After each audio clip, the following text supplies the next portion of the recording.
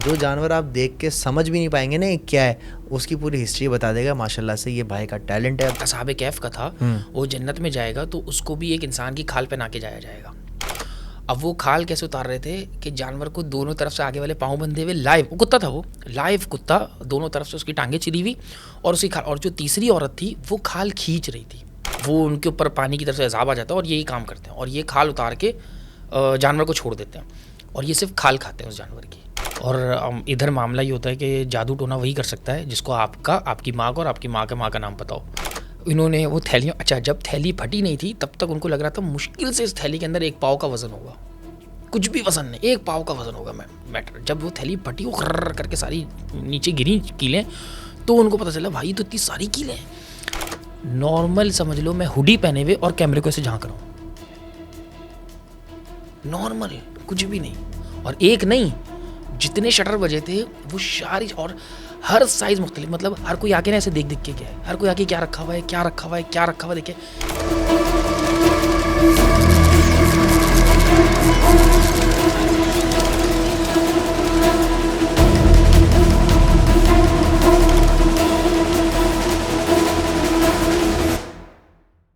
अस्सलाम वालेकुम दोस्तों, मेरी पॉडकास्ट की जब बुनियादें रखी जा रही थी, मेरी पॉडकास्ट दर हकीकत जिसका नाम है, जो फर्स्ट गेस्ट आया था वो बंदा आज मेरे सामने बैठा है जिसका नाम है मोबी। अस्सलाम वालेकुम। वालेकुम अस्सलाम। मोबी कैसा है? अल्हम्दुलिल्लाह। अच्छा, फर्स्ट मैं ये बताना चाहूँगा कि ये मेरे दिल के बहुत करीब है। जो लोग नहीं जानते उनको मैं बता दूँ, ये एनिमल बिहेवियर एंड साइंसेस में इन्होंने मास्टर्स किया है फ्रॉम कैलिफोर्निया। मतलब ये हमारे मुल्क का असासा है। कोई भी जानवर, चलता फिरता जानवरों का गूगल है। जो जानवर आप देख के समझ भी नहीं पाएंगे ना ये क्या है, उसकी पूरी हिस्ट्री बता देगा। माशाल्लाह से ये भाई का टैलेंट है, भाई का इल्म है। अच्छा, सबसे पहले मेरा सवाल तुमसे ये है कि इतना टाइम क्यों लगा दिया? तकरीबन 1 साल हो चुका है फुरकान भाई, 1 साल हो गया मेरी पॉडकास्ट को। तुम 2 बार पहले आ चुके हो, वो भी स्टार्ट के डेज हैं। फर्स्ट पॉडकास्ट तुम्हारे साथ था, फिर आई थिंक 4th या 5th तुम्हारे साथ था, उसके बाद तुम अब आए हो। क्यों? जब भी पॉडकास्ट में आते हो क्या प्रॉब्लम होती है, क्या मसला है?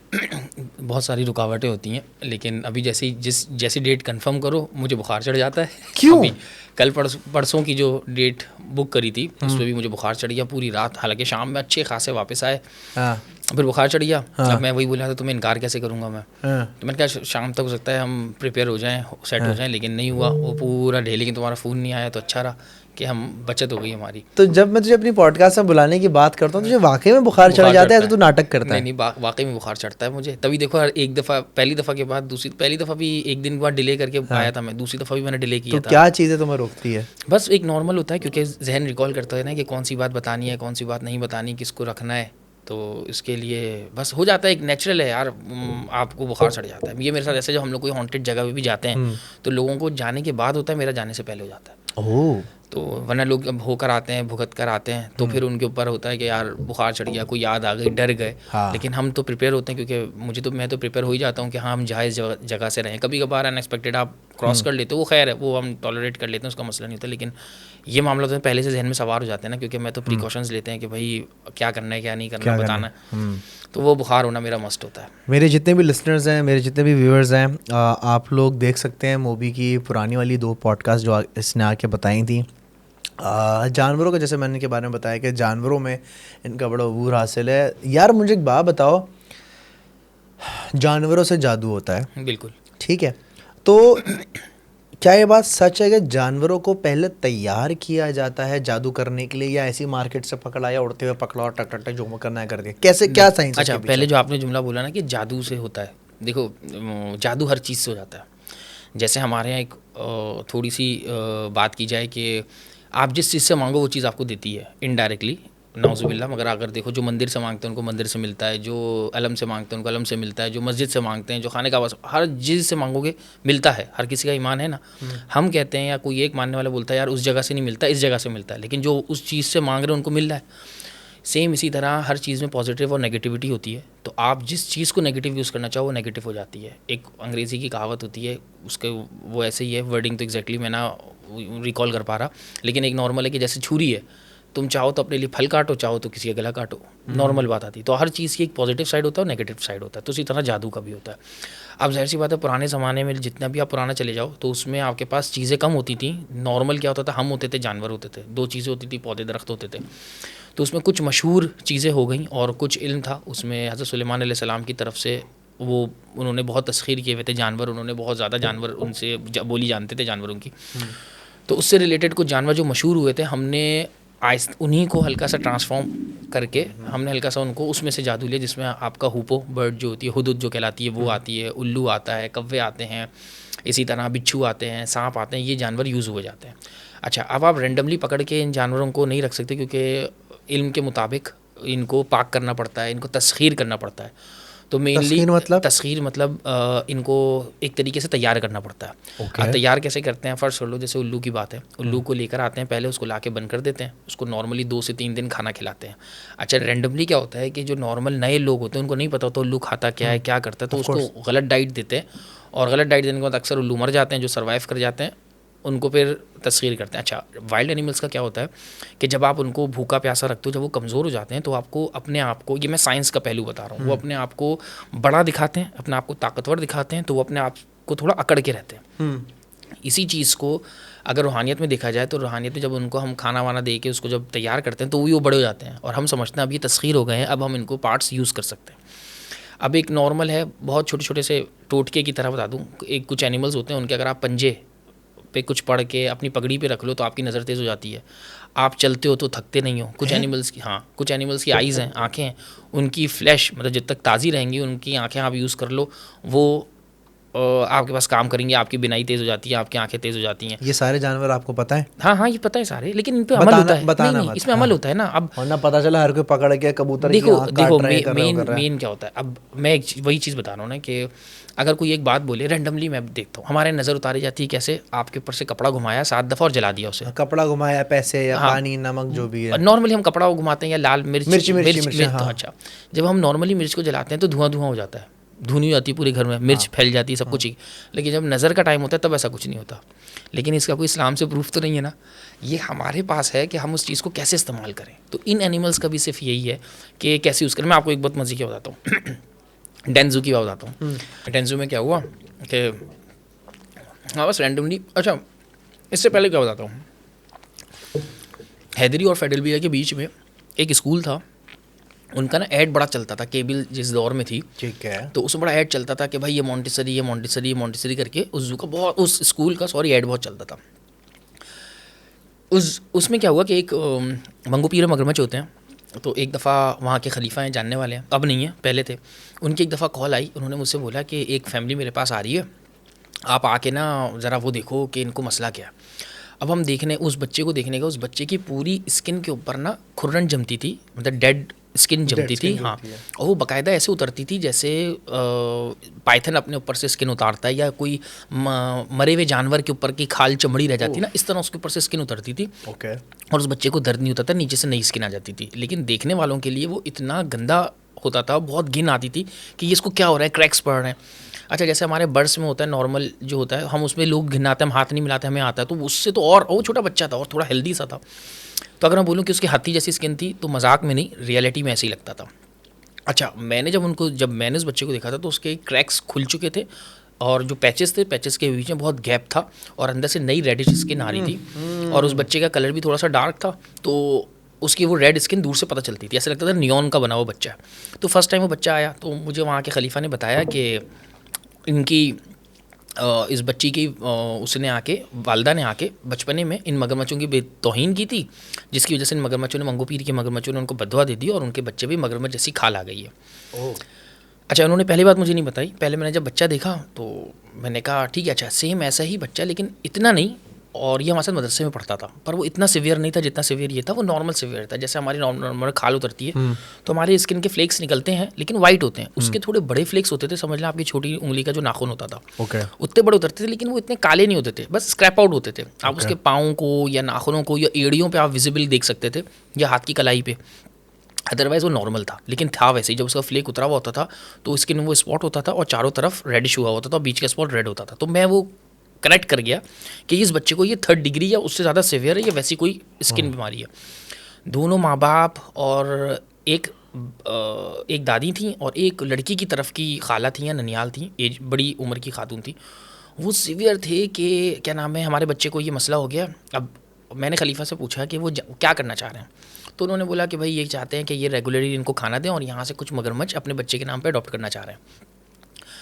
तो मैंने उनसे खलीफा से बात करी, मैंने उनसे बोला, मैंने कहा अच्छा ठीक है देख लेते हैं, आप क्या चाहते हो। कहते नहीं हमारे पास तो पॉलिसी नहीं है, हम तो ये कर नहीं सकते, हाँ ये रैंडमली आके खाना डालें। लेकिन वो कह रहे थे कि नहीं हम अडॉप्ट करेंगे इसमें से 2-3। तो मैंने उनको बोला भाई आप कर लो, इनको अडॉप्ट करने तो क्या जाता है। तो कहने लगे नहीं ये फिर बाहर औरों को बताएंगे और लोग आने लग जाएंगे और फिर वो डायरेक्ट इंटरफेरेंस मांगेंगे। कहने पहले भी हमारे साथ ऐसा हो चुका है, उन्होंने मना कर दिया। अच्छा खैर मेरी फैमिली से बात हुई तो मैंने बोला आपने डॉक्टर को दिखाया अभी तक। तो कहने लगे कि ना इन्होंने मना किया, डॉक्टर को ना दिखाया। मैंने बोला किसने मना किया, तो कहने लगे कि ये लड़की वालों की तरफ से क्या उन्होंने मना कर दिया कि बद्दुआ वही लेकर आई थी इसको बचपने में और ये होगी इंटर विंटर में होगी। हालांकि वो उस वक्त 21-22 साल की मदर होगी उसकी जिस वक्त बच्चा पैदा हुआ होगा, और अभी वो मैक्सिमम 27-28 साल की थी और बच्चा ऐसा था 5 या 6 साल का बच्चा, नहीं 6 साल नहीं बड़ा था यार, 7 साल 8 साल का बच्चा होगा, समझ रखता था। तो उन्होंने बोला क्या नाम है ये मगरमच्छ की बद्दुआ लगी है इसको, वो उससे कासिर थे कि वो इसको हैंडल कर दें। तो मैंने उनसे पूछा ठीक है आप छोड़ दें, मैं आपको क्रोकोडाइल अडॉप्ट करवा दूंगा, लेकिन इसको रखना आसान नहीं होता। मैंने उनको पूरा समझाया कि देखो ऐसा सब मैटर होता है, आप नहीं रख सकते, बड़ा जानवर है ये सब करता है। कह रहे ठीक है हमें अडॉप्ट करवा दें। मैंने कहा मैं आपको अडॉप्ट करवा दूंगा, आपके नाम का लेके पल जाएगा, आप उसको खाना वाना अफोर्ड करना सारा। कह लगे ठीक है। मैंने कहा लेकिन उसके साथ भी दुआ के साथ भी आपको दवाई तो करनी पड़ेगी। कह लगे हमने यहाँ की मट्टी और वहाँ की मट्टी लगवा रहे हैं। मैंने बहुत पूछा कहाँ की मट्टी, तो मंगो पीर की ही मट्टी, वो खलीफा साहब उनको, वो खलीफा तो नहीं एक आदमी मंगो पीर की मट्टी के नाम पे उनको मट्टी बेचता था। उस दौर में 1000 रुपये की 5 किलो या 6 किलो वो उसके जिस्म पे लीप करते थे और वो सिवियर उसका इस वजह से हुआ था। इसका भी वही केस था जो वहाँ का था, लेकिन सिर्फ उल्टी सीधी वो गंदी मट्टी, पता नहीं कहाँ की कीचड़ वाली मट्टी उस बच्चे को मलते थे। खैर बहुत वो करवाया, फिर एक डर्माटोलॉजिस्ट थे उनके पास इनडायरेक्टली रेफ़र किया और उनको हमने बोला, वो एक हॉस्पिटल था उसमें जान पहचानती हूँ डॉक्टर से, तो उनको बड़ी रिक्वेस्ट करी मैंने बाय पर्सन जाके, मैंने उनको बोला। तो उस वक्त तो उन्होंने बोला कि यार ऐसे केसेस हम नहीं लेते, वो बहुत हाई फाई वो है हॉस्पिटल, वो डॉक्टर भी बहुत हाई फाई है। तो खैर उनको बोला, उन्होंने बोला, मैंने कहा आप सिर्फ कुछ ना करें, ये आपको पे करेंगे, ये बहुत अमीर फैमिली पे कर सकती है, बस आप उनको ये बोलें कि हम ऐसा केस इसको स्टडी करना चाहते हैं। खैर उन्होंने उसको लिया, फिर पता नहीं मैंने पूछा नहीं क्या मामला हुआ, वो ऐसे डन हो गया। अब इसी के रेफरेंस से दूसरी, उन्होंने आए हमारे जू में आए और मेरे कीपर को बोलते, कीपर मेरे पास आता है और मुझे बोलता है कि इनको ना अगर कोई आदमी हमसे आए मांगने कोई जानवर की कोई चीज़ वगैरह पॉटी या कुछ तो हम दे दें। मैंने समझ गया, मैंने बोला क्या मांगना है, तो कह रहा है वो ना जिराफ की दुम के बाल मांग रहे हैं। मैंने बोला अच्छा। मैंने उनको बोला यार तुम अब जब आए तो मुझसे बात करा देना। कह रहा आए हुए। मैंने कहा नहीं आज तो नहीं, तुम उनको फिर बात कराना। वो फैमिली इतनी डेस्परेट कि वो 30 से 14 दिन फिर आ गई। अच्छा वो एक ख़ास सूबे के लोग थे, ठीक है। मैं एक्सपेक्ट नहीं कर रहा था कि उस सूबे के बंदे ये काम करेंगे, पढ़े लिखे बंदे, अच्छे खासे बंदे, समझदार बंदे, पढ़ा लिखा तो नहीं बोलूँगा, समझदार। उन्होंने आ गए, मैंने उनसे बात करी, कहने लगे मुझे ना जिराफ की दुम के बाल चाहिए। मैंने बोला क्या करेंगे, तो कहने लगे कि हमारे पीर ने बोला है इसे इस काम के लिए चाहिए। तो कह रहे उन्होंने मंगवाया है कभी। तो मैंने कहा कि ऐसा हो सकता है कि मैं पीर से बात कर लूँ। कह रहे हाँ बिल्कुल कर सकते हैं। मैंने कहा बस ठीक है, आप जब पीर के पास जाइएगा तो मेरी बात करा दिएगा उनसे। कहने लगा ठीक है हम बात करा देंगे। वो चले गए पीर के पास और ऐसी हफ्ते के बाद उन्होंने रेंडमली कॉल आई मेरे पास और मैंने उनसे पूछा, तो मैंने याद नहीं किया था कौन थे, फिर उनको याद आ गया कि ये। अच्छा ऐसे मीनवाइल जू में हमारे बहुत सारे ऐसे केसेस आते रहे हैं छोटे मोटे ना, मतलब लेकिन कभी जराफ तक नहीं गए।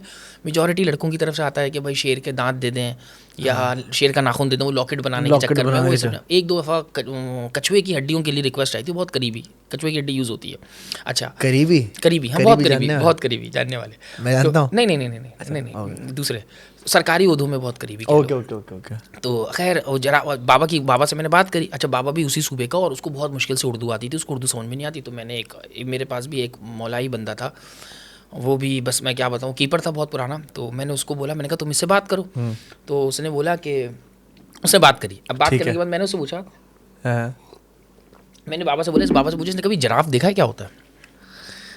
मैंने उससे पूछा तुम इससे पूछो इसने जिराफ कभी देखा है। उसने बोला वो अच्छा दोनों सेम ज़बान के थे। तो जो मेरा कीपर बोलता है भाई इसने देखा होगा जब भी मांग रहा है तो फिर, क्योंकि उसके ऊपर रूहानियत आ गई कि बाबा है। मैंने कहा इससे पूछो। तो उसने उससे पूछा, कहने लगा कि मैंने जो मांगा है वो दे दो। मैंने कहा अच्छा कहाँ का मांगा है, दुम का मांगा है, सर का मांगा है, आगे वाली टांगों का मांगा है, माथे से मांगा है, तो वहाँ का बताओ। अब जब मैंने उसको बोला कि टांगों का और माथे का, उसको कुछ भी नहीं पता। उसने बोला हाँ सर का ले लो बाल।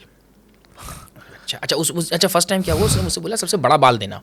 तो हमारे पास वहाँ जराफ में एक मैरी थी, तो सबसे बड़ी फीमेल थी, उसका नाम मैरी था, उसकी दुम सबसे लंबी थी। तो अच्छा वो करीब भी आ जाती, उसको हमने मानुस किया तो करीब आती थी, हाथ भी लगानी थी, उसका बाल निकालना बहुत आसान था। ठीक तो है। टारगेट हमारा वो बेचारी वो थी। अब उन्होंने बोला क्या नाम है कि बाबा को बोला, तो मैंने कहा अच्छा ठीक है, रुक जा, मैं आपको तस्वीर भेजता हूँ। मैंने ज़ेबरा की तस्वीर भेज दी। वो कह रहे हाँ इसी का बाल चाहिए। वो बोले इसी का बाल चाहिए। मैंने कहा ठीक है 5 मिनट रुके, मैं आपको बाल देता हूँ। हम रुके, हमने फेंस के पास से उड़ियाल का बाल निकाला, उन साहब के हवाले उड़ियाल का निकाला। उन साहब के हवाले। गुच्चा होता है उड़ियाल का, बाल शेड होते हैं, गुच्चे होते हैं। मेरे पास वहाँ बहुत सारे रखे होते थे, लोग लेते थे। लेते इन सेंस हम सोवेनियर के तौर पे जो मेरे कीपर्स चले जाते थे उनको हम कुछ ना कुछ तोहफे के तौर पे उस चीज़ का बना के दे देते थे, यादगारी के तौर पे। ये ऐसा जू लाइफ की बात है, जू कीपर थिंग है। तो हम उसको देते, वो बाल थे मेरे पास, मैंने वो बाल निकाले और वो उसको दे दिए। वो साहब बंदा खुश जाने लगा, चला गया। बाद में पता चला उन्होंने 700 रुपये मेरे कीपर को दिए थे बाल के बस। तो मैंने उस कीपर को समझाया, मैंने बोला देखो एक तो वो हराम काम करने गए हैं उल्टे सीधे, और तुम ये काम गलत करिए। वो खैर वो बाबा को लेके वो बाल लेके चले गए। अच्छा मैंने उनको समझाया, मैंने कहा देखिए इसके अंदर ऐसा कुछ नहीं होता। ये वो कह लगे नहीं हमारा मौत और ज़िंदगी का मसला है, हमें तो चाहिए। ओके मैंने उसको बहुत समझाया नहीं, तो मैंने उनको उड़ियाल का बाल देके उनको रवाना कर दिया। उसके मांगा जराफ का था, दिखाया ज़ेबरा और दिया उड़ियाल। मैंने यही बात पूछी उनसे कि आया। अच्छा नहीं, एक्चुअली क्या होता है, ये लोग मांगते वो चीज़ हैं जो हार्डली हो, आप दे ही नहीं सकते। कि शेर की मूंछ का तिरछा कटा हुआ बाल चाहिए। तो वो ऐसी चीज़ होती है कि आप मांग नहीं सकते। आप बरमला इनको ही पैसे देते तो ये अरेंज कर लेते हैं आपसे। ये कस्तूरी मांग लें, ये वो ज़ाफ़रान मांग लें। ये कुछ अभी मैंने लास्ट प्रोग्राम में बताया था कि मेरे पास एक फर्स्ट पॉडकास्ट के बाद मेरे पास एक मैसेज आया एक साहब का।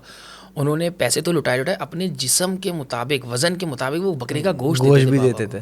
इस पे बाद में आएंगे। फिर कंटिन्यू कर क्या हुआ? खैर वो बाल लेके चले गए। उसके बाद ऐसे हमें पास हज़ारों केसेस आते थे वहाँ पे कि हमें इसका बाल दे दो, उसका दे दो। फिर जब लोगों को पता चला कि भाई रीछ है, बंदर है, कछुए हैं, ये भी है, तो ये भाई लाइन लगी हुई थी इन जानवरों की। फिर वो आके पूछते थे आपने उल्लू नहीं रखा हुआ, आपने ये नहीं रखा हुआ। अच्छा वो समझते हैं ऐसे, जो हमारे यहाँ टैक्सीडर्मिस्ट जो होते हैं, जो आपने ज़ैनब स्ट्रीट में देखा होगा, मुर्दा जानवर को जो वो हनूस करते हैं, तो वो लोग ये काम में बड़े इन्वॉल्व होते हैं। वो आपको ये चीज़ें प्रोवाइड कर देते हैं इजीली। अगर आपको कुछ चीज़ चाहिए होती है वो उनके पास से मिल जाती है, लेकिन वो अमल इसलिए नहीं करती क्योंकि उसके ऊपर मतलब प्रोसेस से नहीं गुजरी होती। वो किसी का भी मरा हुआ जानवर होता है वो उठाते हैं और वो उसको इसका हिसाब पूरा कर देते हैं। ऐसे ही एक दफ़ा क्या हुआ कि एक जगह लोकेशन थी, मनोड़ा की लोकेशन है यार, मनोड़ा आइलैंड की लोकेशन है। तो मनोड़ा में क्या हुआ, एक दुम्बा उसकी खाल उतरी हुई मिली। एक दुम्बे की एक खाल उतरी, वो दुम्बा पूरा साबित और उसकी खाल उतरी हुई मिली। अच्छा। और वो कब्रिस्तान की रोड के अपोजिट साइड पे उसको फेंका गया। अच्छा उन दिनों क्या हुआ था कि ना चाइना हार्बर वाले काम कर रहे थे। सही। तो चाइना वाले क्या कर रहे थे, वो लोग वहाँ से समुंदर के जितने भी कोई टेढ़ी आड़ी मछली आती थी, जैसे ईल्स आती थी या कोई डॉग शार्क वगैरह आ गई, कोई और ऐसी चीज़ आ गई जो हम नहीं खाते, वो वहाँ के लोकल लोग पकड़ के चाइनीज़ को दे देते थे और चाइनीज़ लोग उसको कंज्यूम करते थे। फिर पता चला इन लोगों के यहाँ से कुत्ते भी गायब हो रहे हैं, चाइनीज़ कुत्ते भी लेके जा रहे हैं और वो भी इस्तेमाल हो रहे हैं, लोग इस्तेमाल कर रहे हैं। तो इसमें क्या हुआ, एक इन लोगों को एक दिन पता चला एक मेंढा है, एक बंदे का मेंढा था, उसकी खाल उतरी हुई मिली है और बिल्कुल साबित है, ओजड़ी कुछ भी नहीं निकली उसकी और ना उसको किसी जानवर ने खाया है, एज इट इज़ पड़ा हुआ है। अब लोगों के लिए कंसर्न था कि भाई दुश्मनी में इस दुम्बे को मार दिया। मेरे लिए कंसर्न था कि इसको रात में मार के अभी तक फेंका है, सुबह तक किसी ने जानवर नहीं खाया ऐसे। जो अलार्मिंग शिट हो रहा था कि वहाँ पे तो कुत्ते इतने सारे हैं, वो तो आके फ़ौरन खाएंगे। सुबह सीगल्स बैठी होती हैं, वो आती हैं, वो खाती हैं। वो जानवर वैसे के वैसे ही पड़ा हुआ है। तो मेरे एक जानने वाले थे, हमने उनसे तस्करा किया। अच्छा वहाँ पे मेरे एक बहुत पुराने उस्ताद भी रहते थे जिनसे हमने मुर्गबाजी, कबूतरबाजी सीखी है, एक नए तरीके से सीखी थी, समझ लो नज़ल से, एडवांस लेवल जो सीखा था। क्योंकि समुंदर के किनारे आपको ये जानवर पालना अलग होता है। हम शहर में तो पाल लेते हैं, वहीं नमी नहीं होती, समुंदर में हवा तेज़ होती है, कबूतर उड़ाने में मसला होता है इस तरह। तो वो उनसे सीखा था। तो उनके रेफरेंस से पता चला कि भाई ये दुश्मनी है और ना ये इस तरह मारा गया। हमने बोला अच्छा यार ये मारा होगा। कुछ टाइम गुजरा, एक कुत्ता मिला, वो पला हुआ किसी का, सेम उसी हालत में खाल उतरी हुई, कुत्ता एज इट इज साबुत पड़ा हुआ है। अच्छा एनिमल्स के अंदर क्या होता है, एक मिथ कह लो या नॉर्मली क्या होता है, अगर आप जिंदा जानवर की खाल उतारते हो तो वाहिद कुत्तों में एक जानवर ऐसा है जो कुत्ता जिंदा रहता है काफ़ी टाइम तक। है? हाँ, खाल अगर आप जानवर उतार लें तो कुत्ता जिंदा रहता है। अगर आप कुत्ते को नहीं मार रहे और जिंदा में उसकी खाल उतार लें कोई भी प्रोसेस करके तो वो जिंदा रहता है कुत्ता। बाकी एनिमल बेहोश करके नहीं जिंदा में नहीं, जिंदा का आप कोई भी सेंस कर लो। हाँ आपने बेहोश करके उतारी, आपने जिंदा में उतारी, अगर कुत्ते की पूरी खाल उतरी हुई है तो वो जिंदा होता है। नॉर्मल एनिमल्स मर जाते हैं, तकलीफ सह नहीं ऐसी बात पाते, है। एक सर्टेन लेवल तक हाँ। पेन जाता है, उस पेन के बाद आप गिव अप कर देते हो, सांस छोड़ देते हो, लेकिन कुत्ता कैरी रखता है।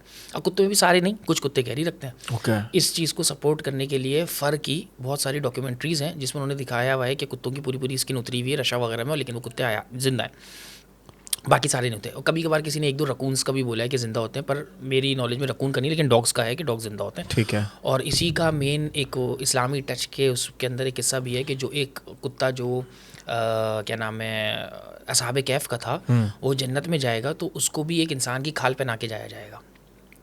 और वो इंसान वो है जो एक शहर में थे, वो खुद इबादत करते थे, उन्होंने तबलीग नहीं करी शहर वालों को, तबलीग नहीं करी कि तुम छोड़ दो ये काम, आ जाओ इस तरफ। वो खुद बस अकेले बैठे हुए खुद इबादत करते थे और अल्लाह ने उस शहर में अजाब डाला, तो उस आदमी की खाल वो कुत्ता पहन के एंट्री करवाएगा, ऐसी रिवायतों में। ठीक है। ओहो। तो अच्छा खैर, दूसरा कुत्ता भी, कुत्ते की खाल उतरी हुई हुई और वो कुत्ता भी ज़िंदा मिला हमें, और उसकी आंखें भी इंटैक्ट थी, मतलब उसमें लगी हुई थी आंखें और आंखों में चमक थी, यानी वो उसकी हार्ट बीट चल रही थी, वो जिंदा था।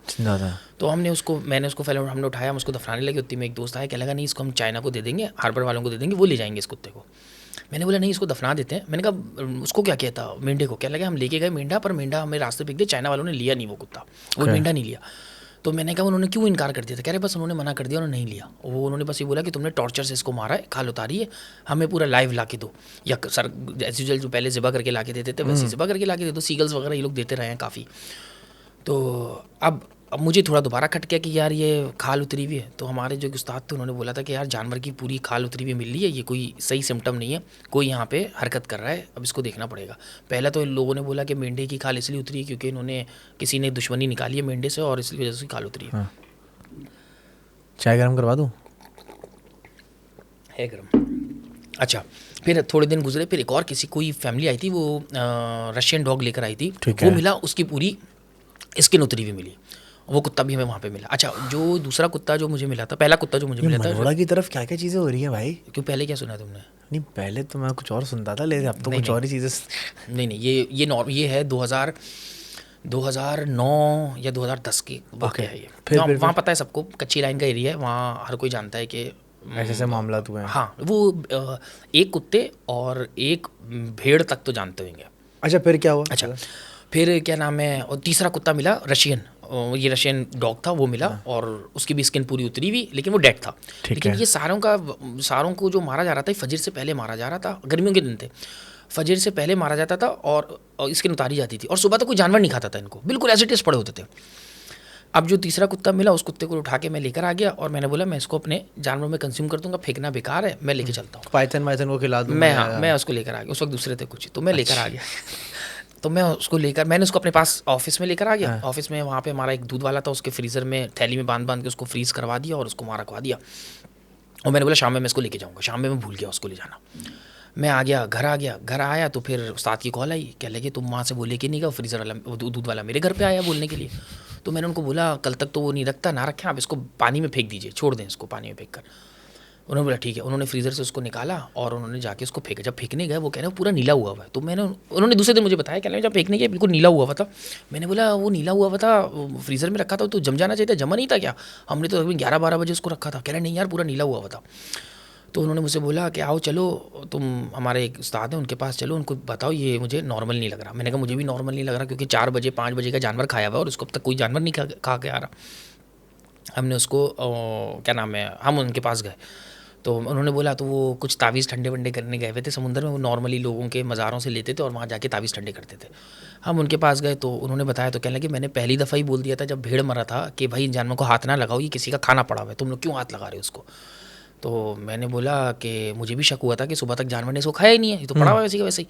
तो कहने लगे नहीं, ये जो पड़े इनको वहीं पे छोड़ कर आ जाओ, ये रिस्क है, खाएंगे ये।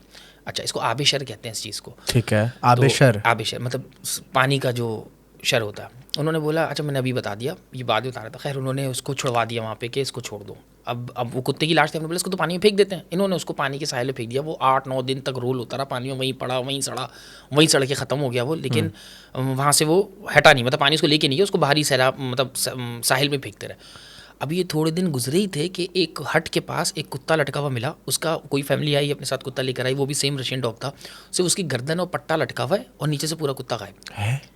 पूरा कुत्ता गायब, सिर्फ उसकी गर्दन लटकी हुई थी। और रशियन डॉग रशियन साइमन जो होता है हमारा, एक रशियन डॉग्स जो होता है जो नॉर्मली लोगों के पास होता है, ये खास हमारे पास एक कम्युनिटी होती है वो पालती है उस कुत्ते को, नॉर्मल रखती है।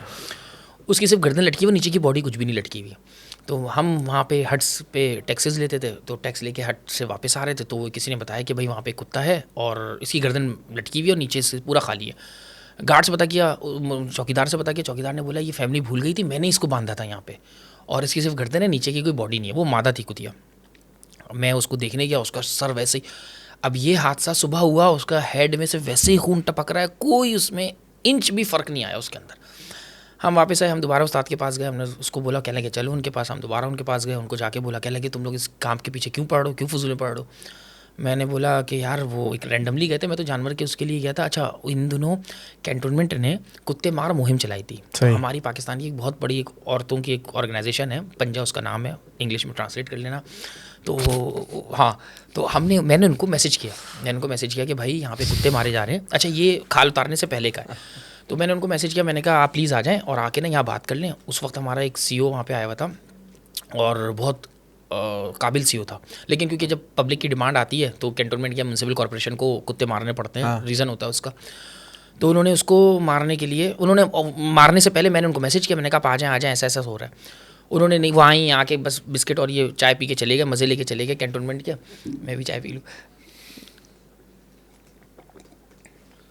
खैर, हमने उनको बुलाया कुत्ते के लिए, वो आके चले गए थे। तो अब रैंडमली मैं इसी सिनेरियो से इन कुत्तों के पीछे जा रहा था कि यार क्या, लेकिन एक दिमाग कटक रहा था कि यार कुछ गड़बड़ हो रही है इधर। खैर वो कुत्ता लटका हुआ मिला। अब हम उस्ताद के पास, उस्ताद ने बोला तुम लोग नहीं पढ़ो इस चक्कर के, ये छोड़ दो, ये आबिशर आ रहा है, वो अपना हिसाब करके यहाँ से जा रहा है, तुम लोग इसके पीछे नहीं पढ़ो। बाद में हमें पता चला, कुछ टाइम बाद एक खोजी नहीं था, एक हमारा वहाँ पे एम्प्लॉई था, उसका बेटा था, वो वहाँ पे चोरियाँ करता था। ठीक है। वो एक दिन कूदा किसी के घर पे, वहाँ पे। अच्छा, वहाँ पे ना 3-4 गवर्नमेंट के ऑर्गेनाइजेशन, गवर्नमेंट के डिपार्टमेंट्स हैं, उनके ही घर हैं टोटल, मेजॉरिटी जो है मनोड़ा में उनके ही घर हैं। तो वो एक अलग हमारी सरकारी डिपार्टमेंट है, उसके घर की छत पे चढ़ा। वो छत पे चढ़ा था तार वार चोरी करने के लिए कुछ समझे। उसने वहाँ पे देखा 2 औरतें मिलके, एक तीसरी औरत के साथ, 2 औरतें पूरी कंफर्म देखी उसने, 2 औरतों के साथ मिलके वो जानवर की खाल उतार रहे हैं। अब वो खाल कैसे उतार रहे थे कि जानवर को दोनों तरफ से आगे वाले पाँव बंधे हुए, लाइव कुत्ता था वो, लाइव कुत्ता, दोनों तरफ से उसकी टांगें चिरी हुई और उसकी खाल, और जो तीसरी औरत थी वो खाल खींच रही थी, कोई ब्लेड नहीं, कोई कुछ नहीं, कुछ डायरेक्ट खींच रही थी। ये वही देखता रहा। अब इसके अंदर वो आदमी ने काम के, मैं बोलूँगा तो सारे पहचान जाते हैं जो भी देखेगा। वो चोरी करने के बाद अपनी निशानी वहाँ छोड़ता था, उसने वहाँ निशानी वो छोड़ी और वो वहीं सो गया, डर के मारे या बेहोश हो गया, सो गया। हाँ, वो वहीं सो गया। वो 2-3 दफ़ा भी ऐसा हुआ, वो चोरी की वारदात में ही सोता हुआ मिला, वो वहीं पे सो गया या बेहोश हो गया, वो जो भी हुआ ये हो गया। हाँ। जो ये बात हमें बता रहा था उसने मुझे बोली कि क्या नाम है, इसने देखा है, इसने काम देखा है और इसने लाश भी देखी है जिसकी खाल उतरी। अच्छा, वो बिल्कुल उस कुत्ते की खाल उतार के बिल्कुल पीछे फेंका हुआ था, कुत्ता मरा हुआ था, जिंदा नहीं था, खाल उसके जिसमें कोई भी नहीं थी। ये वहाँ का स्ट्रीट डॉग था, स्ट्रे डॉग था एक्चुअली, स्ट्रीट नहीं था, स्ट्रे डॉग था। उसने हमें बताया, उसने मुझे आके, मतलब मेरे वाले बंदे ने बताया कि भाई ऐसा ऐसा हो गया, एक और लाश मिली है और वहाँ पे ये मिला है, ये इसने देखा है अपनी आँख से। मैंने कहा तुम्हें कैसे पता इसने देखा? कह रहे ऐसे देखा, आप चले मैं इसकी हालत बताता हूँ। अच्छा, ये फैमिली ना गुलटेर कुत्ते पाल चुकी थी, इन्होंने गुलटेर कुत्तों में अच्छा मतलब शौक किया हुआ था। ज़्यादा कुत्तों का नहीं पता था, लेकिन गुलटेर की नस्लों का पता था इनको। ठीक है।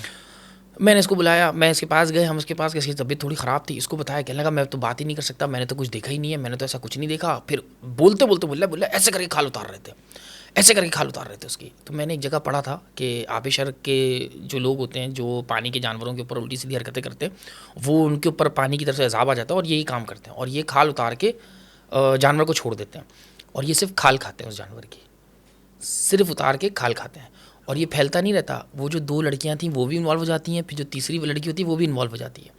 और मैंने पहले सुना था बहुत पहले कि आबिशर का ये ऐसे काम होता है, और ये स्टार्ट ऐसे होता है जब आप जानवरों को तस्खीर करना स्टार्ट करते हैं और नहीं कर पा रहे होते, तो एट दी एंड यहाँ लेकर आते हैं। क्योंकि जब हम जानवरों को तस्खीर करते हैं, हम उसको लाइव में ही चीरते, फाड़ते, निकालते हैं, हमसे मतलब है करने वाले। हाँ। तो जब भी वो स्टार्ट करते हैं, वो सबसे पहले जानवर को अपने बेयर हैंड से ही चीरते हैं। हम कोई वेपन यूज़ नहीं कर सकते, चाकू, छुरी, तेज़ धार नहीं कर सकते।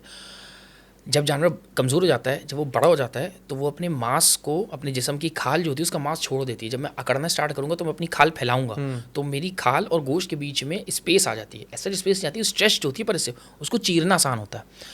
तो साइंस ये है। और जब क्या नाम है उसको हम रूहानियत पे लेकर आते हैं, रूहानियत क्या है, ये तो शैतानियत पे लेके जाते हैं। जब शैतानियत पे लेके जाते हैं तो वो ये करते हैं, वो चीर रहे होते हैं उसको, और इन्होंने इन कुत्तों को, इन जानवरों को कुछ टाइम तक अपने पास भूखा प्यासा रखा होता है। अच्छा, यहाँ पे एक बात है कि मेंढा जब गायब हुआ था, अगर लेट सपोज मैं ये बात सोचता हूँ कि अगर दुम्बे को उठाया था, दुम्बा 1 दिन 2 दिन चोरी हो गया था, तो वो लोग कंप्लेन करते, तो दुम्बे के साथ उन्होंने ये मैटर नहीं किया था। दुम्बा जिस दिन उठाया उसी दिन उसको ये काम कर दिया। या उन कुत्तों के साथ भी उन्होंने यही किया कि रोज़ रोज़ रोज़ रोज़ करते रहे। क्यों? क्योंकि जिस दिन वो कुत्ता जिंदा मिला था, इसका मतलब है कि वो भूखा प्यासा नहीं था, उसको एट अ टाइम पकड़ के उसकी खाल उतारी और खाल खा गए उसकी। खाल तो सबकी खा गए, खाल तो किसी की भी नहीं मिली, खाल तो सबकी खाते हैं ये लोग, कुछ किसी को भी नहीं छोड़ते। तो खैर उसने वो बताते बोला, कह रहा है कि क्या नाम है, खाल ऐसे उतार रहे थे। तो फिर मैंने उससे ऐसे पूछा, मैंने खाल खा गए थे? तो मुझे लगा तुम्हें कैसे पता खाल खा गए, मुझे पलट के पूछ रहे। और फिर उठा और तो तेज़ चलते चलते वो चला गया वहाँ पे। नहीं, उसने बात बताई। जो मेरे साथ जो मेरा दोस्त था, वो मुझे बोलने लगा, वो एक्चुअली हमारे कुलीग ही थे, वो बोलने लगा, कह रहा आपको कैसे पता था ये बात? मैंने कहा मैं तो रैंडमली पूछा, क्योंकि मैंने किसी को सुना था कि आबेशर का मामला ऐसे होता है। तो कहने लगा कि कितना सीरियस है? मैंने कहा बहुत सीरियस है। मैंने कहा इनको जाके बताना पड़ेगा कि ये ऐसे करना है। तो खैर जिन साहब के पास हम जाते थे, हमने उनको बताया, कहने लगे आप लोगों ने कंफर्म देखा? मैंने कहा मैंने तो नहीं देखा, इसने देखा है, इसके पास जाना पड़ेगा। खैर उसके पास गए, उन 2 औरतों के पास भी गए वो लोग, फिर बाद में पुलिस का केस किया उन 2 औरतों का। हाँ, उन 2 औरतों का तो करवाया, लेकिन वो तीसरी औरत का नहीं पता चला। लेकिन इसके बाद भी काफ़ी टाइम तक कुत्ते वहाँ से मिलते रहे, मेरे ख्याल से 7-8 दफ़ा और कुत्ते मिले, लेकिन उन सबको पुलिस वालों ने या वहाँ के लोगों ने चाइना के हार्बर में डाल दिया, कि चाइना के हार्बरों के हवाले कर दिया। लेकिन वो सारे की सारा पड़ी नहीं, काफ़ी अरसे तक वो डेड बॉडीज़ वहाँ पे मतलब वहीं पड़ी नहीं, वो रुलते रुलते ख़त्म हुई, सड़कें भी नहीं गई, ना पानी ने उनको हज़म किया, वो सारी वहीं तबाह बर्बाद। तो आबेशर मतलब ये क्या हुआ फिर? ये मतलब ये पानी का क्या? पानी का सबसे बेसिक, अगर पानी को यूज़ करते हैं गलत तरीके से, तो सबसे बेसिक पानी का अजाब होता है एक तरीके का इंसान का, जो पानी को जैसे तस्वीर करते हैं हम परिंदों जानवरों को तस्वीर करते हैं, वैसे पानी को तस्वीर करने का बेसिक होता है। ये उस वक्त होता है, ये सबको नहीं होता, जब आप जानवर तस्वीर करते हो उसके बाद अपने हाथ धोते हो, तो जब हाथ धोने जाते हैं तो उसके लिए हमें ख़ास किस्म का पानी या एक ख़ास किस्म का पानी पड़ के उस पर हाथ धोने पड़ते हैं। लेकिन लोग क्या करते हैं, यार बहते समुंदर में धो लो, तो जो समुंदर के जो सारे मुक्कलात और समुंदर की जो सारी नेगेटिविटी होती है वो चिमट के आपके साथ जाती है और फिर वो आपसे ये सारे काम करवाती है। वरना नॉर्मली आप तस्खीर करके खाल उतारते हो, खाल फेंक देते हो, आपके काम क्यों नहीं थे? आप तो सिर्फ अपनी पसंद के उसमें से पार्ट्स निकाल लेते हो, चाहे पंजे निकालो, चोंच निकालो, बाजू निकालो, दुम निकालो, रीढ़ की हड्डी निकालो, दिल निकालो, जो भी है निकालो, लेकिन बाकी चीज़ तो आपके काम की नहीं है।